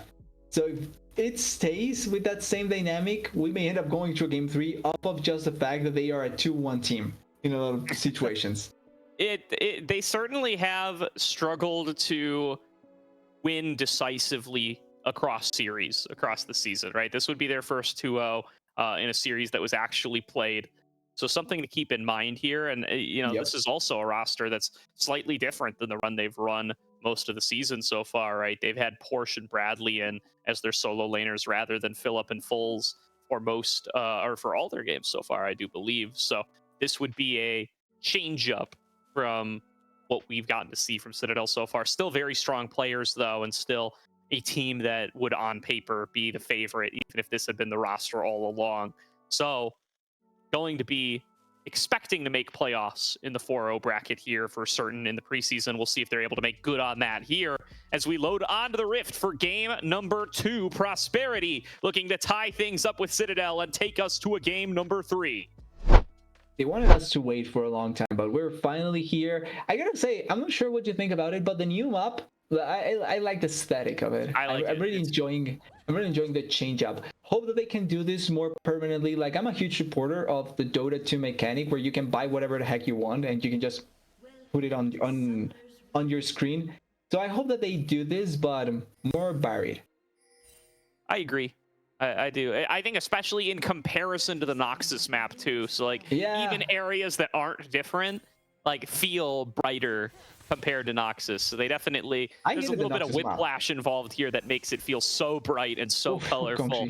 I don't know if that was intentional or not, but definitely looks pretty good. As yeah, Kongji takes a huge chunk early on, and he's got to be careful here. Diamond is looking to cut him off, and the range from the Ezreal will make it difficult to channel a full recall. This is a tough position for Kongji. He's calling over Zatsmod, and that will be enough to get him that recall, but I think it's still, yeah, I don't think he's going to get that recall though. He's going to have to miss some minions. I mean, he has to recall. He can't lane like this. He took a pot, so I think he's going to try and go for it. I mean, this is a really rough start for Zatsmod and Kongji in a lane that we were talking about. They want to be able to win this lane early on to try to hold down Instinct. Oh boy, oh boy. Yeah, not the ideal start, and especially giving such a leeway for Instinct to put pressure into your face is going to be really difficult for the side of Prosperity. They are pushing here ideally, though. They do have a little bit of the shielding plus the healing from the melee to try and play around, but look at that, already just pestering them as much as they can. Yep. They did get that aggressive ward in towards the enemy jungle, so Prosperity going to be aware of where Kenvi is. Tracking this Vi early on. Good news for the Nefiri, trying to get themselves an early advantage. And Solit, a nice trade on towards the superior ranged Gnar earlier on. Both parties will end up pretty chunked. Meganar going to do some work here as Kongji steps up, gets to the level 2. Diamond and Instinct hit it as well, though, and the flash is forced out. Kongji now out both summoners. And Solit with Philip on top of him, I don't think you're getting away from a Meganar from this position. It's looking like Philip gonna have his auto attack flash. Solit doing his best to stay standing, lands another Molten Pillar, but you can't finish the job. He does manage to walk away with his life, which can be considered. And nobody died. No, not even solidified up during the top lane. Actually played that out really nice. Oh wait. Oh, Icelandic coming on in here. Instinct going to flash forward, picks up the first blood, but will be executed by Icelandic. It's a 1-for-1 trade in the bottom lane. Yeah, his life was paid at that point, but he gets a kill, which is always good to get. And Diamond, he has enough safety to be able to run away. Also, in the process, blowing to Summoner's Instinct there, and also Fools blowing the Ghost, but trading it for the Flash of Frozen Titan. So this game is not staying quiet. They wanted to start really heavily, and they are doing that 100% here. Yeah, that early pressure, Kenvi showing up mid to be able to force that Flash is a big advantage for Citadel there. You'll trade Ghost for Flash all day, every day. Yeah, Kenvi does it while making plays everywhere, frankly. He was there to cover Philip in the top lane. He's there to force Flash in mid lane, and he's there for making sure that they don't clean up additional kills in the bottom lane. So he's 0-0-0, but he's been involved in all 3 lanes here at less than 4 minutes into the game. Hey, being in every plays at every time and doing everything he can, 100% of the time I want that in my jungler. Now, if they can turn that into more kills, that's going to be quite good, but so far so good. And Icelandic also being at the right place at the right time and helping out his bot lane, because with the way that the game started, that assist for Corki was going to be really good. If he got the kill, that was going to be much better, but at the very least this salvages a little bit of the situation in the bot lane. It does bail them out at least a little bit. It's still a huge CS advantage for Instinct, though, with double what Kongji has got at the moment, and he gets a level advantage off that as well. But of course, Diamond is taking advantage of that opportunity to roam around the map, and this has kind of been the style for Instinct and Diamond. Is to be expected from players this experienced, right? Especially on the Ezreal. Instinct can survive in the 1 versus 2, and the Citadel team feels they can get more out of Diamond if he's moving around on the map, applying pressure on this Rakan, and limiting what Icelandic hero can accomplish against a pre-level 6 Vi on this strong Nefiri. Yeah, with a lot of strength, with a lot of damage, with a lot of power, and trying to maybe find the Vi inside of the jungle. One thing though that we didn't notice as much in the previous game and also in this one is that the one that tend to find the enemy jungler in their jungler was Kenvi more so than Icelandic. Kind of feels like he is more actively trying to make a fight happen compared to Icelandic that wants to find his power spike as soon as possible and just play it around as best as he can. As a lot of damage here. Double knock-up from Diamond is huge. Kongji going to have the barrier to stay alive just a little bit longer. Returning fire as Icelandic arrived into the bottom lane. Does have access to that flash, whereas Instinct does not. Nowhere to go for the Ezreal, and Icelandic hero will take him down a second time. Kenvi arriving in the top lane to try to trade back, but that amped-up turret is not to be disrespected. Kenvi will fall. Solidified trades 1-for-1, and Feet of Warfare goes to Prosperity. Yeah, so it turns out that killing a tank is much more difficult than killing an AD carry. And really effectively there, not only do they get the kill into the AD carry, they get the dragon as well in the process. So all in all, great victories for Prosperity. And a lot of this does come by the hand of Icelandic Hero. Their bot lane is suffering. But I don't know that Icelandic can finish this in time. There's a lot of members coming. Right? Foles is channeling the Realm Warp. Icelandic is going to have to bail out of this one. Does have the dash to get over the wall, but that will donate the dragon to Citadel. Prosperity recall everyone too early. Yeah, I thought that could be much more easier, or that much easier for the side of Prosperity. Turns out that it's not the case, and another good objective control by Citadel. They answered back pretty effectively, and still, the map, even though there's a kill that the kills are going to Prosperity's side, you look at top lane and you see how much suffering Solidified is going through, and then also the fact that even with dying twice, Instinct is still ahead in CS. Absolutely. Yeah, I mean, CS advantage is not as bad in bot lane as it was, although this wave will get cleaned up and Instinct will climb back out to about a one-wave advantage. Big CS lead in top for Philip, and not able to find that advantage for Frozen Titan this time. The Talia not quite as lane dominant as the Jace, so not really offsetting it anywhere. As Kongji gets engaged on Zatsmod, going to have to bail here. He finds Kenvi en route, so Kongji will fall, found in the river by 3.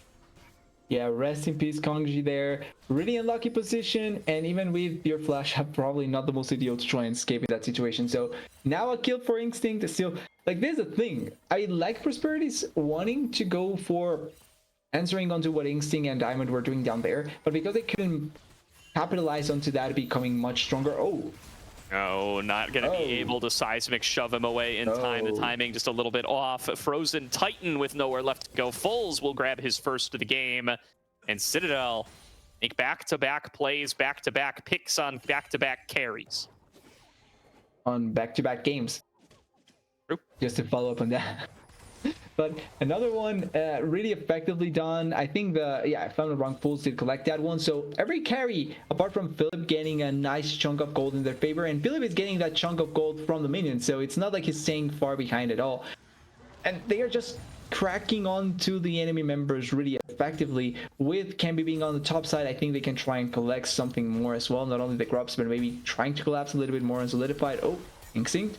Yeah, good damage out of Icelandic, but it is going to be a 3-on-3. Instinct gets chunked to about half HP, but is able to get himself out to a safe distance. They're going all in onto Foles here. They think they can burst out the rise, but Icelandic maybe taking a little more damage than he bargained for. Nearly taken out, but Frozen Titan going to be able to arrive thanks to that Weaver's Wall. Shoves back in Foles. Foles takes down Kongji, but Kongji will be revenged by Frozen Titan. It's a 1-for-1 mid laner for bot laner. And Prosperity going to back on off. The numbers advantage. You're hoping to not trade 1-for-1 in that situation. Oh, underneath the turret, though, Philip going to take 2 turret shots. Solid thinks he's got a solo kill angle. Will at least be able to get the flash. Yeah, flash for nothing in that situation. Probably the best that Solid could have hoped for. Maybe a kill as well, but you take what you can get. And really greedy by Philip the way that he was trying to push in that situation. Still, there is no flash now onto the Nara. Maybe we finally see Icelandic trying to collapse a little bit more onto the top side. We have barely seen him at all trying to go up there, and Kongji trying to deal damage. But there's the thing. This is the problem with the pairing from the Melio and the Corki. It doesn't feel like they are synergizing well with how they want to throw their damage out. One wants to give you range to go for it, but Corki is more ability based than auto attack based, which he can throw auto attacks, but it's not as effective as if it was a Lucian or a Jinx or a Zeri. No, it is not. So, really nice laning phases, though, coming through from Solidified against a player like Philip. I think he's done admirably over the course of 2 games. Especially in this one, though, being able to trade back in the gank and then forcing out the flash there off a little mistake from Philip. Really good stuff to see. Another one. Him playing these tanks, you know, filling a supportive role for the team, but doing his best job in the meantime. Yeah, still understanding what he needs to do for the rest of the team, as Fool's not going to get connected on there. Maybe a little bit more chance here with Diamond roaming on the side, and they are setting up for a potential dragon fight, which comes up in 50 seconds. But the vision control, the way that everything is setting up, much better for the side of Citadel as of now. Definitely. Ooh, Diamond, a little bit behind enemy lines there. Will be able to get out with the blast cone, and for all of that, Instinct is getting some alone time with the turret, so should be able to pick himself up a plate for his efforts. Icelandic still very strong on this 2-0 Nefiri, still looking for fights. Kenvi might have found him here, though. Cease and assist comes on across Fulls, looking for damage over the wall, but the invulnerability makes a big difference. Over the wall Diamond comes wants Diamond to lock him down, and Fulls throws him down as a double kill comes through for Fulls. Nice aim on the overload to make it 1-2. Yeah, they make it 1 for 2, but I'm curious how Instinct died down there. He was pushing onto the turret, which at that point was completely fine, but then for some reason he ends up dying. He ends up blowing flash as well. And there. Kind of a weird situation. It's still a victory for Citadel though. Getting 2 kills, getting the quote-unquote shot down onto Icelandic Plaza plates in the mid lane, and then also being able to get enough control so that they can turn that into a dragon later on. Not right now, but maybe later on. And then Philip once again just pressuring Solidified. The damage going on across there. I mean, go back to Solidified here. I mean, this guy is kind of coming back to comp after suffering a wrist injury, I think a little over a year ago now. And doing a really good job here. So happy to see him get back into the swing of things and kind of start to peak at the right time as he's hitting some new ranked caps here and doing a great job in ACL so far this season. This is the best he's done in the ACLs I've seen him participate in. Starting off 3-0. That's coming on in, gonna get hit by that knockup, but Icelandic and Kongji are here. They're gonna try to turn it back around. Going on in with the ultimate. Instinct with nowhere to go, and Kongji takes him down, gets the reset to Icelandic. Won't be able to chase Diamond underneath the turret, but good move there by Prosperity, getting themselves a numbers advantage on this side of the map. They're calling over Kenvi and Fulls, so it might be another 3-on-3 about to break out here, TDS. For how the game started, it's so weird that Instinct is 2-4, and we have Kongji 2-2. With how everything went at the start of the game, but that's how well they played around it. Oh, Frozen Titan, maybe that year. Yep. Yeah, not great answers in the Talia to getting flash engaged on like that. A nice seismic shove onto Kenvi, though. Not enough. That is not right, though. Quite enough damage. Amped up turret strong. It's not that strong. But will get Kenvi off the map for the time being and might give an angle for this dragon. It looks like Icelandic's trying to start it up. But they're not going yet for it, which I find weird. Although Diamond maybe caught out of position here. Didn't have to get the follow-up. Not enough damage, and Kongji actually taking a lot of damage. They needed Kongji's damage for Diamond. They might be able to dive Instinct here. Icelandic coming around on the backside, going to just try to force this wave in. There's still a barrier, plus Rumborb. The Vi and the Nardo are topside. They are trying to put pressure onto Solidified. A little bit difficult to know what it will go through here. Oh, Solidified. They're caught on out, calling over Frozen Titan for the 2v2. Great damage found onto Kenvi. He's still low from the turret damage earlier. Shuffle back connects onto Philip. He will take down his lane opponent with the hop. And now going to be able to chase down Frozen Titan. Philip just a little too strong with the Trinity Force. It's a double kill to Philip, flexing in the top lane. Yeah, but could have gone really badly there for Citadel. Just a tiny step to the side. Wait, and maybe get there in time? Did Kongji get there in time? Oh. No. Not enough for the back. It is Dragon as well, by the way. While everything was happening, it is Dragon falling down here in the bot side, so 1-for-1 in Dragon pieces. But in terms of kills, it's still advantage for Citadel, and Philip finally getting on the board. Actually, no, yeah, finally getting on the board with those 2 kills and trying to be a bit more of a menace. But once again, I think Solidified played that as best as he could with the situation that was turning into, because Turret was dying, was by himself, didn't have ultimate, did the most he could, and almost turns around that situation. Sure. Icelandic hero in the area, just in his clear, going to be able to back up Frozen Titan as they do rotate their bot lane over to mid. And Kongji trying to be aggressive with this Emilio support, the Cozy Campfire giving you that extra damage, that extra range. This might be Frozen Titan up too far though. Diamond coming in for the collapse, and we've talked about how tough it is to survive on the Talia in these situations. He's collapsed on and taken out for the 5th time. Yeah, it's really difficult, and it's a good showing of why it is that difficult. That in mind, though, they may try and go for something else if Solidified stays there, but it's a Nor, and I don't think they have enough damage, even with 3 members there, to be able to kill Solidified. He does have armor instead of magic resistance, so maybe Fulls can try and kill him. Yeah, Solidified to look to survive this one. Actually just chooses to immune his way through the Vault Breaker and abandon the turret. Probably the right call. Yeah. Turret will go down, but Ornn will be tanky enough to survive. Instinct is alone here, takes a big chunk in the 1 versus 2.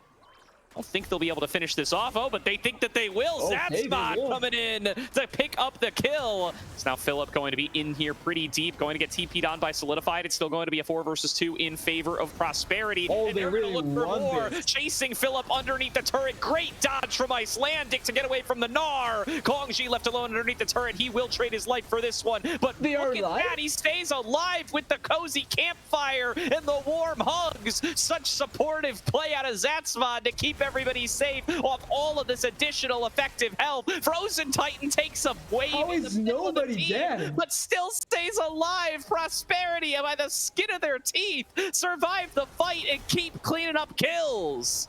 And Camby may be dying here as well. Amazingly enough, wait, Instinct is here now. I think Icelandic will be able to get out of should be here fine, with yeah. the dash. Yeah, they take the Hex Gates out to safety, but what was that fight from Prosperity? I don't know how Kongji's surviving turret shots. I don't know how Frozen Titan is surviving Weaver's Wall into the middle of the enemy team, but everybody gets out. Yeah, and I feel a lot of that comes down from the great juggling of aggro from the turret that came through in that dive into the turret, and also the fact that Instinct died so early. That is a completely different fight with an 80 carry that is alive for all of it. But in that instance, they just played it off much, much better. They were really smart about how they tried to approach it. They had the right damage, and maybe I'm going to actually become a believer of the Corki plus Milio. Corki diving in with the extra heal from the Milio plus the range, maybe it actually turns into much more of a valuable damage, meaningful damage than I initially expected. Not fully sold just yet, but it's actually netting them kills, and Instinct has been dying really frequently so far this game. 2-5 so far. We called that out as a win condition for Prosperity too, right? You need to keep Instinct down. He's going to be so safe in this team, at least it feels like, in these later game team fight situations. He'll be tough to collapse onto. So the fact that they've sat him back in this early game, the fact that he's not as farmed as he could be, that he's still on one item coming into this potential Dragon number 3 fight, it's very good for Prosperity. The thing is that losing that one dragon may end up making a big difference because they can't force Soul as quickly as they'd like to. It will give more scaling time to Citadel.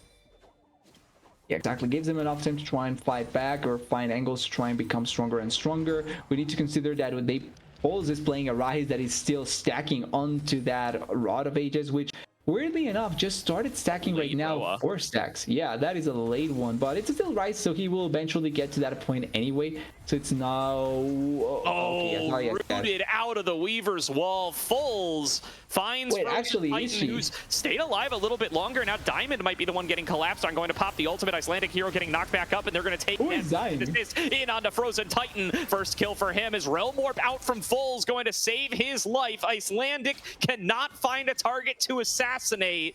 Held down for too long. Citadel get the kill and get out. Yeah, they have enough to be able to try and pull it up. Oh, great cancel there from the jump, but Solidified. Yeah, equally good cancel on the wall up from Philip. He turns what was a good play from Solidified into a good play for himself and comes up with the solo kill.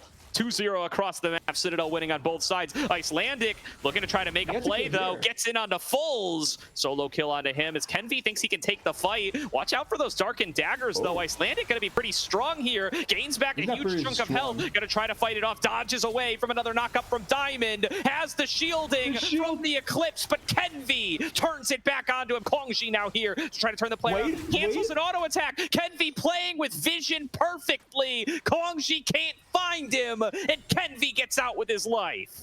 No way Camby survives like that in that situation. And they also take down a turret in the mid lane and in the top lane. Everything just went Citadel's way in all of that play. But they really do love to fight in this game. Everyone is just going at each other's faces, and that's a really, really mean cancel there by Diamond. It's also going to be more Dragon. I think it's the Dragon.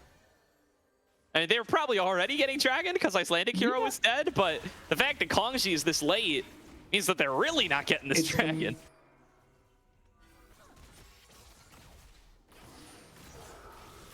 You lose TDS? Oh, no, I'm here. Okay, we got you. Welcome back. That was a weird one. As we do have a Hex Tech Drake going over to Citadel. It'll be 6k gold lead, 2-1 Dragons for Citadel. They are in a strong position in this game at number 2. Looks like they're starting to work on the Otacon as well. Prosperity don't appear aware that this is going on. They lost all their control around the bottom side earlier, and nobody's making their way to check. I think this is just going to be a free Thornbound Otacon to Citadel. Another permanent buff to the team that's already so far ahead. Can it be freer than this? They're just getting it on the side and nobody will be able to stop them at all. Such a nice spot extra buff to have, and this just shows the control that Citadel had at this game. Even though the kill score is really close, the gold and the map is completely in favor of Citadel. Wow. And if they want, they can go for more here, as Solid taking a little bit more damage on the side, maybe setting up for Kenby to come here as well. But there's very few minions. Yeah, I mean, Philip's up 3 levels, so this side lane is pretty much done and dusted anytime they are left in the one-on-one. Those Thornbound Roses certainly doing a little bit of extra help for them. The Spirit Petals, as they are called. Instinct able to escape another play here, but I mean, this is a great showing from Citadel, though. Not having Bradley in the roster at all, not having Instinct Mega ahead, but still coming together and finding huge leads. This is a Flame Horizon for Philip, who is just dominating this side lane so hard at this stage. Oh, they are going for Icelandic. Yeah, I don't know about that one. I mean, it does get immune by Icelandic. He's going to have to escape. Manages to evade the charm from Diamond. Now, are they in too far? Frozen Titan right in the middle of everybody. Solidified arrives to help out for the shutdown. A reset over to Icelandic, who takes down Kenvi. 2-0 for the Prosperity jungler. And Prosperity are not out of this one yet. Philip going to try to turn it back around, though. He's the furthest ahead on the map, but he's getting kited around the map. They don't have Zatsmod here, but the rest of the squad is there. Instinct going to get pelted with rocks and finished off. Kongji goes on a killing spree as he gets Philip, and that's a 4-0 fight for Prosperity. That was so easy for them to deny it, and now maybe they get the 5-0 as Pulse maybe the last to kill. He has no flash, but he does have the ghost. He is quite quick. Yeah, he's kind of kiting this one out. There's the Breath of Light. No. Keep Icelandic hero healthy enough. They won't be able to finish fulls, but they will be able to take him off the map. Yeah, cannot kill him, but still, that was a lot of damage. That was still a lot they were able to do. And the fight starting, trying to commit onto Icelandic, gets a great cancel onto the ultimate by the buy, and then the follow-up is really, really not that great from the side of Citadel. And then here, the re-engage. They kill the first target, reset for Icelandic, and then they keep on with the resets as well. Really good situation for all of that the side of Prosperity wanted to go for here. And importantly as well, funnily enough, the member that is missing here is Fools on the side of Citadel, and then it's Emilio on the side of Prosperity. So the difference in damage is really noticeable here. Yeah, just a weird call there from Kenvi. I don't know if they thought they would be able to catch him with the quickness one way or the other. Solidified is dead, by the way. Philip is incredibly strong here and has Diamond there to make absolutely sure that Solidified will be out of here. Nice. And there's no flash either. There was no flash either on the poor Solidified. Yeah, nothing to be done there. I mean, he's just trying to farm up towards ornaments for now. But as I was saying, I mean, Kenvi just disrespecting Call the Pack there and its ability to nullify his engage. He wastes Salt on nothing. Yep. And then really good work from Icelandic to stay out of range of that Rakan and never get charmed by the quickness. He just played it really well with the ranges of most of the abilities coming in from Citadel, and the fact that there was no more follow-up after the commitment from both Diamond and Kenby meant that it was going to be impossible to really get that kill onto Icelandic. And then also the follow-up from the team was great. You had every member ready to react into the play, where Citadel had members, but the reaction was just a tiny bit slower comparatively, and that meant that it was easier to just get that first kill and turn that into more. 30 seconds on Dragon, 40 seconds on Baron, or vice versa. 30 seconds on Baron, 40 seconds on Dragon. We'll see if there's going to be an opportunity to trade here. I mean, Prosperity getting second Dragon is not that big of a deal. Citadel do want Soul Point. See where the priorities fall. Looks like both teams trying to play towards the bottom side for the time being, even though the Baron is the sooner objective. Nobody feeling confident to start that one up without a big advantage on the map. As Diamond takes a big chunk, Call the Forge God comes on across. They're going to work on to Kenvi. They blow up the jungler, and Kongji goes on a rampage. Knockup connects onto Fulls. Solidified at max range. Locks him down. And Prosperity with a quick 2-0 should be in position to take whatever objective they want. Prosperity's game is just team fighting better. Oh, Instinct may die here, and Diamond as well. You're going to be able to get back away. Nice wall comes in from Frozen Titan, and Kongji takes Instinct out. 3 kills to Prosperity. The side lane from Philip, you got to respect it. Somebody's got to get back and save their inhibitor turret, but this Baron is all Prosperity. Someone has to go back and answer, but it looks like maybe actually they are not going to go back. It's Philip alone here pushing and nobody's responding, so they are wanting to get this Baron buff at all costs, which for the state of the game, they probably will need this to be able to take down some of the standing gold that is left on the side of Citadel. But once again, team fight prowess by the side of Prosperity has been immaculate. Understanding their abilities really well and making it so that Citadel, even though they are currently ahead, they are taking really bad choices in general. As they will get this dragon, it's going to be soul point for the side of Citadel. But it's what if Prosperity can try and do here with this Baron buff. Can they push for extra gold? Can they try and get a little bit more control of the map back? Can they make it so that now the ones without vision is Citadel and stop Philip's push on the side lane as well? Yeah, that's the kind of high-level map play you expect to see out of the guys on Citadel. They have all their waves pushed in their advantage, even as the Baron is going down, and they can take advantage of that.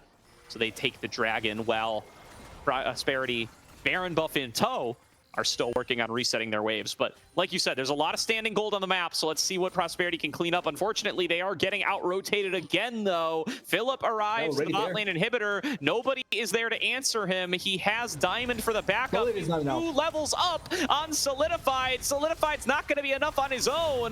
Zatzmod shows up. Call the Forge God is called. Doesn't connect on anybody. Philip going to be able to crunch his way out to safety. And it's an inhibitor for a top outer trade. The Citadel plenty happy with that, facing down Baron buff. Yes, especially in this Baron buff situation where you're down with the objective, you're down in terms of what you're able to accomplish, and the fact that they get that inhibitor for free in that sense, because trading...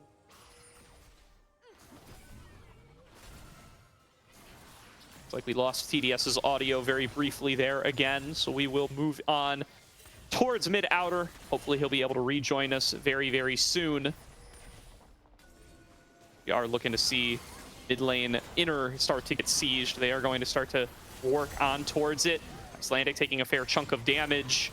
Diamond nearly going to be chunked, going to get sent back away by the seismic shove. Philip coming in on the side flank and channeling the Vault Breaker. Kenvi tries to flash Q, doesn't connect. Now he's in too deep and taken out by Icelandic. Solidified shows up with the teleport, doesn't have Call the Forge God yet to keep the fight going, but it's still in Prosperity's favor. They still have Baron buff. Icelandic takes a big chunk here, but they're going to start to work onto it. Triple knockup from Solidified, and Philip cannot find his Gnar engage. Going deeper is Icelandic. Call the pack to stay back alive. And Instinct is going to have to clutch up to save the game right here. Has to fall back. 3 members still alive means Citadel will hold on to the game against these blinking health bars. I think they're chipping back. Yeah, I think they're chipping back in here. They're going to see if they can end the game. Icelandic is still so incredibly low. Foles came out with the Realm Warp, but didn't find anything with it. And chunk damage from Frozen Titan still has to be protected. Kongji finding good poke, gets good damage on a Diamond. There's the quickness, gets the knockup on a 2, but dodged away with Call the Pack from Icelandic hero. Solidified will end up falling down. Kenvi's already respawned. Instinct executes Kongji. It's 2 back to Citadel, and now Prosperity have to get out here with however many members they can. And look at bot lane. Bot lane is getting super minion pushed. Philip is up in 3 seconds. He has teleport as well. They are getting stopped on the side. Oh, he went top lane. He's trying to cut off the 3 remaining members of Prosperity. Zatzmod will be able to get back. Baron has expired, so no empowered recalls. And it does look like Icelandic is quick enough on his feet to potentially get out of here. Philip coming in for the top side. Kenvi looking for an ultimate, can't find it. And the 3 remaining members of Prosperity will be here to defend and to keep their base alive. Yeah, they were able to escape, and it's 13 seconds or 10 seconds only for both Kongzi and Solidified. So it's not going to be the end of the game just yet. They are going to take this inhibitor and more than likely just try and run away. But ultimates are back up to try and set up for something. Maybe this is the angle they were looking for, and it's in very deep from Icelandic, getting the double daggers onto everybody. Diamond falls. Instinct going to get cut off now by the Weaver's Wall. He tries to shift, but he finds himself face to face with Frozen Titan. That's a double kill over to Icelandic as Philip is isolated on the bottom side, but it's not by any of the damage dealers. Icelandic taking a long path around though, trying to find Kenvi. Maybe can switch targets to Philip. Is going to keep chasing Kenvi instead through the Hex Gates. 2 inhibitors are down.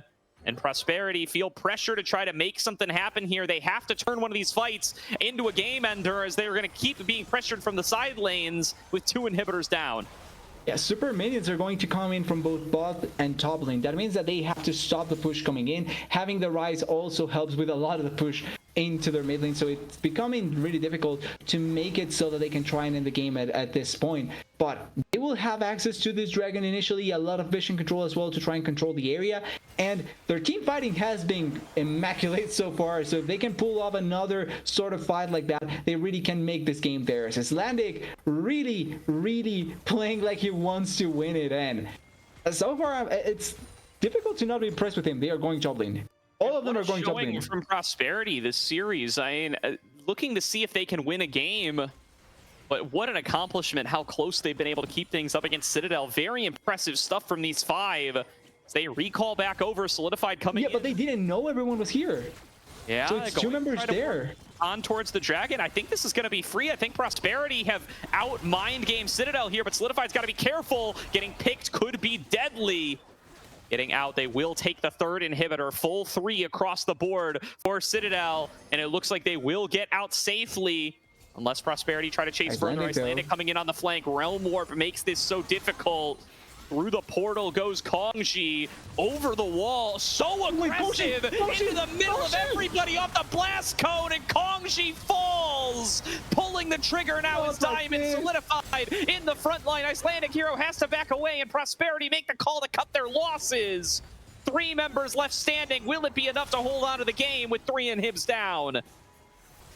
I do not know what went through Kong's mind in that play. 1 jump, I get it. 2, oh, maybe the Realm Warp. All 5 members with the minion wave into the base. They have to run away, but 25 seconds on Kongji. They can't cut the wave. Here comes the wall. It's going to stop about half of them, but it's going to cost Frozen Titan his life. Here comes Icelandic. He gets 1 kill on a Kenvi. He needs to carry this fight to keep his team in the game, but he's been locked out and blown up by Falls. 9-4-4 on the rise. 3 seconds to go on Kongji. Can he get back here in time? There's 1 Nexus turret still standing, and the health bars are blinking. Philip does have the TP. He's going to channel it to get back in here fast, but Kongji is already here, trying to work on this minion wave. Solidified arrives as well. Doesn't have call to Forge God. Kongji pumping out the damage, and he's charmed up by Diamond. Falls is out of the base. Solidified trying to match him. Kongji's finished off by Philip, and game number 2 will go to Citadel. Welcome to the ACL playoffs, Citadel Gaming. I have absolutely no words. I do not know how that game ended like that. No, we don't need a replay of this, Caddy. No, like this. So I see him in chat. Misclicked blast cone. It makes sense, yeah. Like the first one, I understand. He was trying to follow there, but like he knew that no way this was going to work out, especially with their positioning. Heartbreaker for a very close game from Prosperity, but a great showing from this team against 4 former LCS players here on Citadel Gaming. You've got to be proud of what you were able to show here as Prosperity. A heartbreaker that you were not able to win one of these 2 very close games and take it to a game number 3. But a really strong showing that certainly has got to give you some hope that this is not just going to be a Citadel sweep in playoffs. I don't mean to root against Citadel here. I love these guys. I love this squad. So happy to have them in the league. But the name value on this team makes them such heavy favorites that you got to root for some competition up against them. And that's exactly what we got here today. Oh, I'm completely fine with rooting against them. I'm just straight up be biased against them if that's the case. I like seeing this competition, and I gotta be honest, I think Prosperity should have won this game 100%. Citadel, for all their rights, they did a lot of wrongs, and I expect more out of a team like Citadel. So I'm willing to pull the shots here. I hope that they can change stuff around, because they cannot be depending on 1 misclick to try and win the series, especially because there's other teams that I think have been playing really well as well. And Prosperity, I feel a little bit bad now. Actually, I feel really bad now about not putting them a little bit higher in my pick'ems for the GSL, because they deserve it. They are really not a fun team to watch. They are really good when they can play around objectives the way that they did. And I really think they can put a lot of pressure on a lot of the other top teams, not only Citadel. They really can show up against anyone.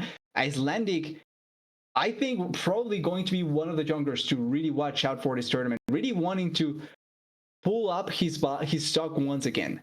And I'm excited to see how he will perform.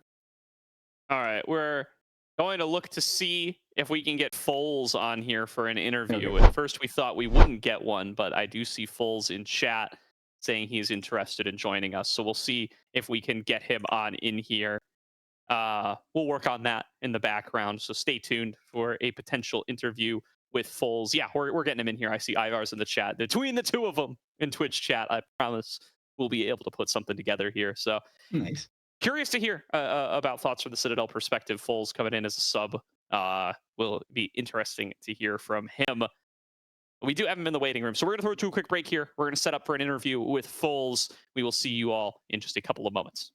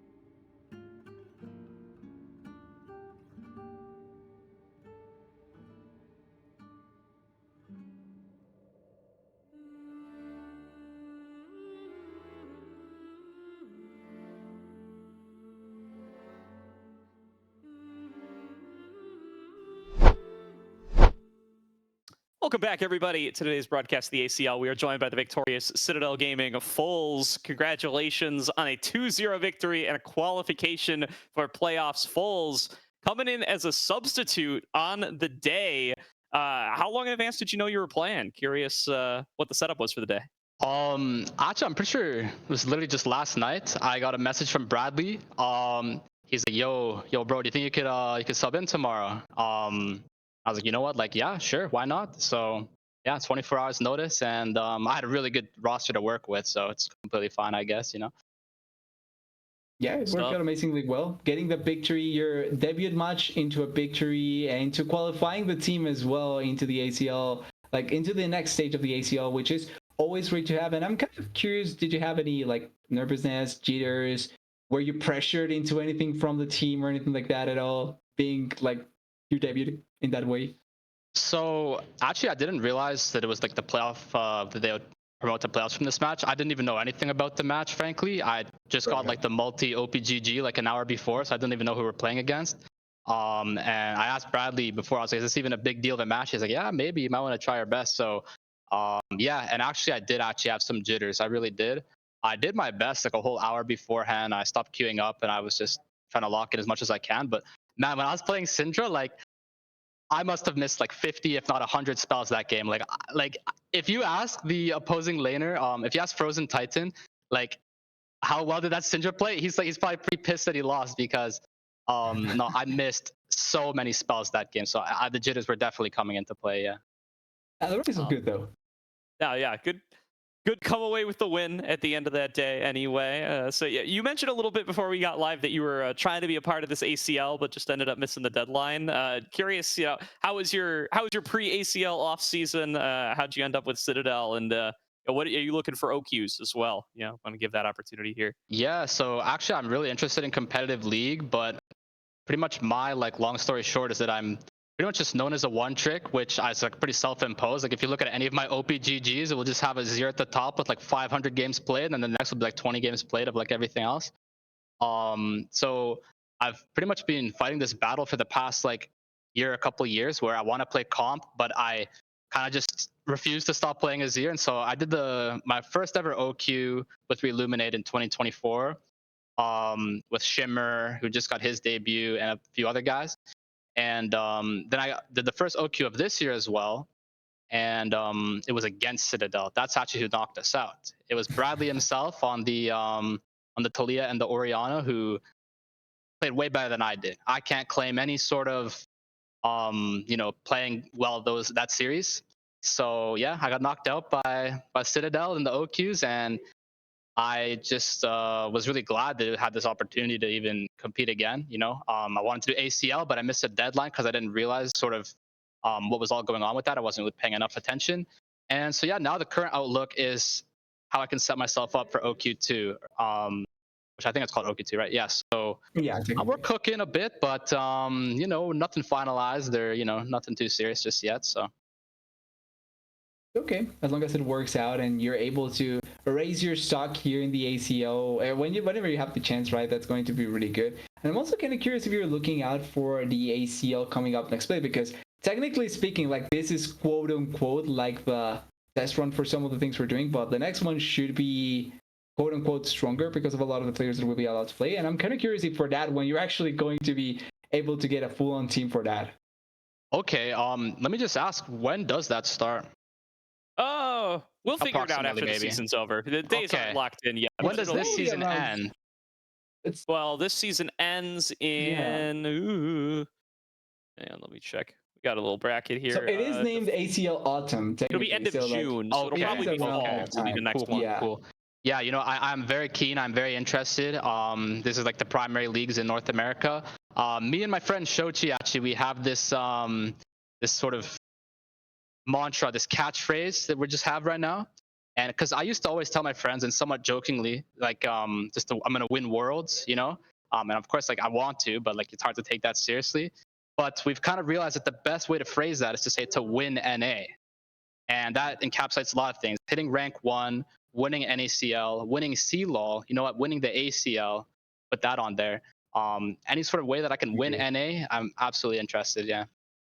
I agree on that. Well, good stuff, Foles. Well, awesome to hear from you. Thanks so much for hopping on and joining us, saving the interview, as it were, at the end of the day while everybody else drops on off.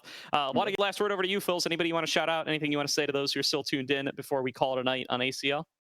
Gosh, anyone in particular? I mean, Philip as well. He's a great player to have on my team. He's a good friend of mine. Bradley for putting me on. The whole Citadel crew. But if anything, it's actually Winthrop that I want to shout out. That's actually where I am right now. I'm looking at becoming a member of the Winthrop B team going into next year, and I'm at their facility. They won their series. Sorry if that was a spoiler for anyone. I won mine, so the vibes here are going to be really great tonight. And so I just want to give a big shout out to Winthrop as well. Yeah, I watched it. I was against them, but glad that they won. Congratulations to them. No, yeah, my power rankings are all messed up because of them. I will say, like, I have personal things against Winthrop, but congratulations on saving themselves anyway. Oh, absolutely. Yeah, no, they're a hard team to rank, man. Like, are they any given week could be, who knows, right? So I feel you with that. Oh, 100%. good stuff. Good stuff. Well, congrats to you, Foles, and congrats to the Winthrop squad around you. Both of your wins. And thank you, everybody at home, for tuning on in this week. We will be back next week, as always, with week 5 of the ACL on the exact same channel at the exact same time. Stay tuned for what that featured match is going to be, as all of the matches still need to wrap up before we know what the seeding is going to be. Shout out once again to Zen Market. Remember, that is code Aegis to get 100 yen off your first international shipping order. For myself, TDS, and Caddy on production, thank you all for hanging out with us. We will see you next time.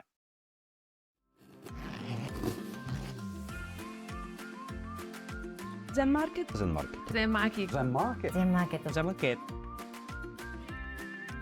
ありがとうございます。ありがとうございます。ありがとうございます。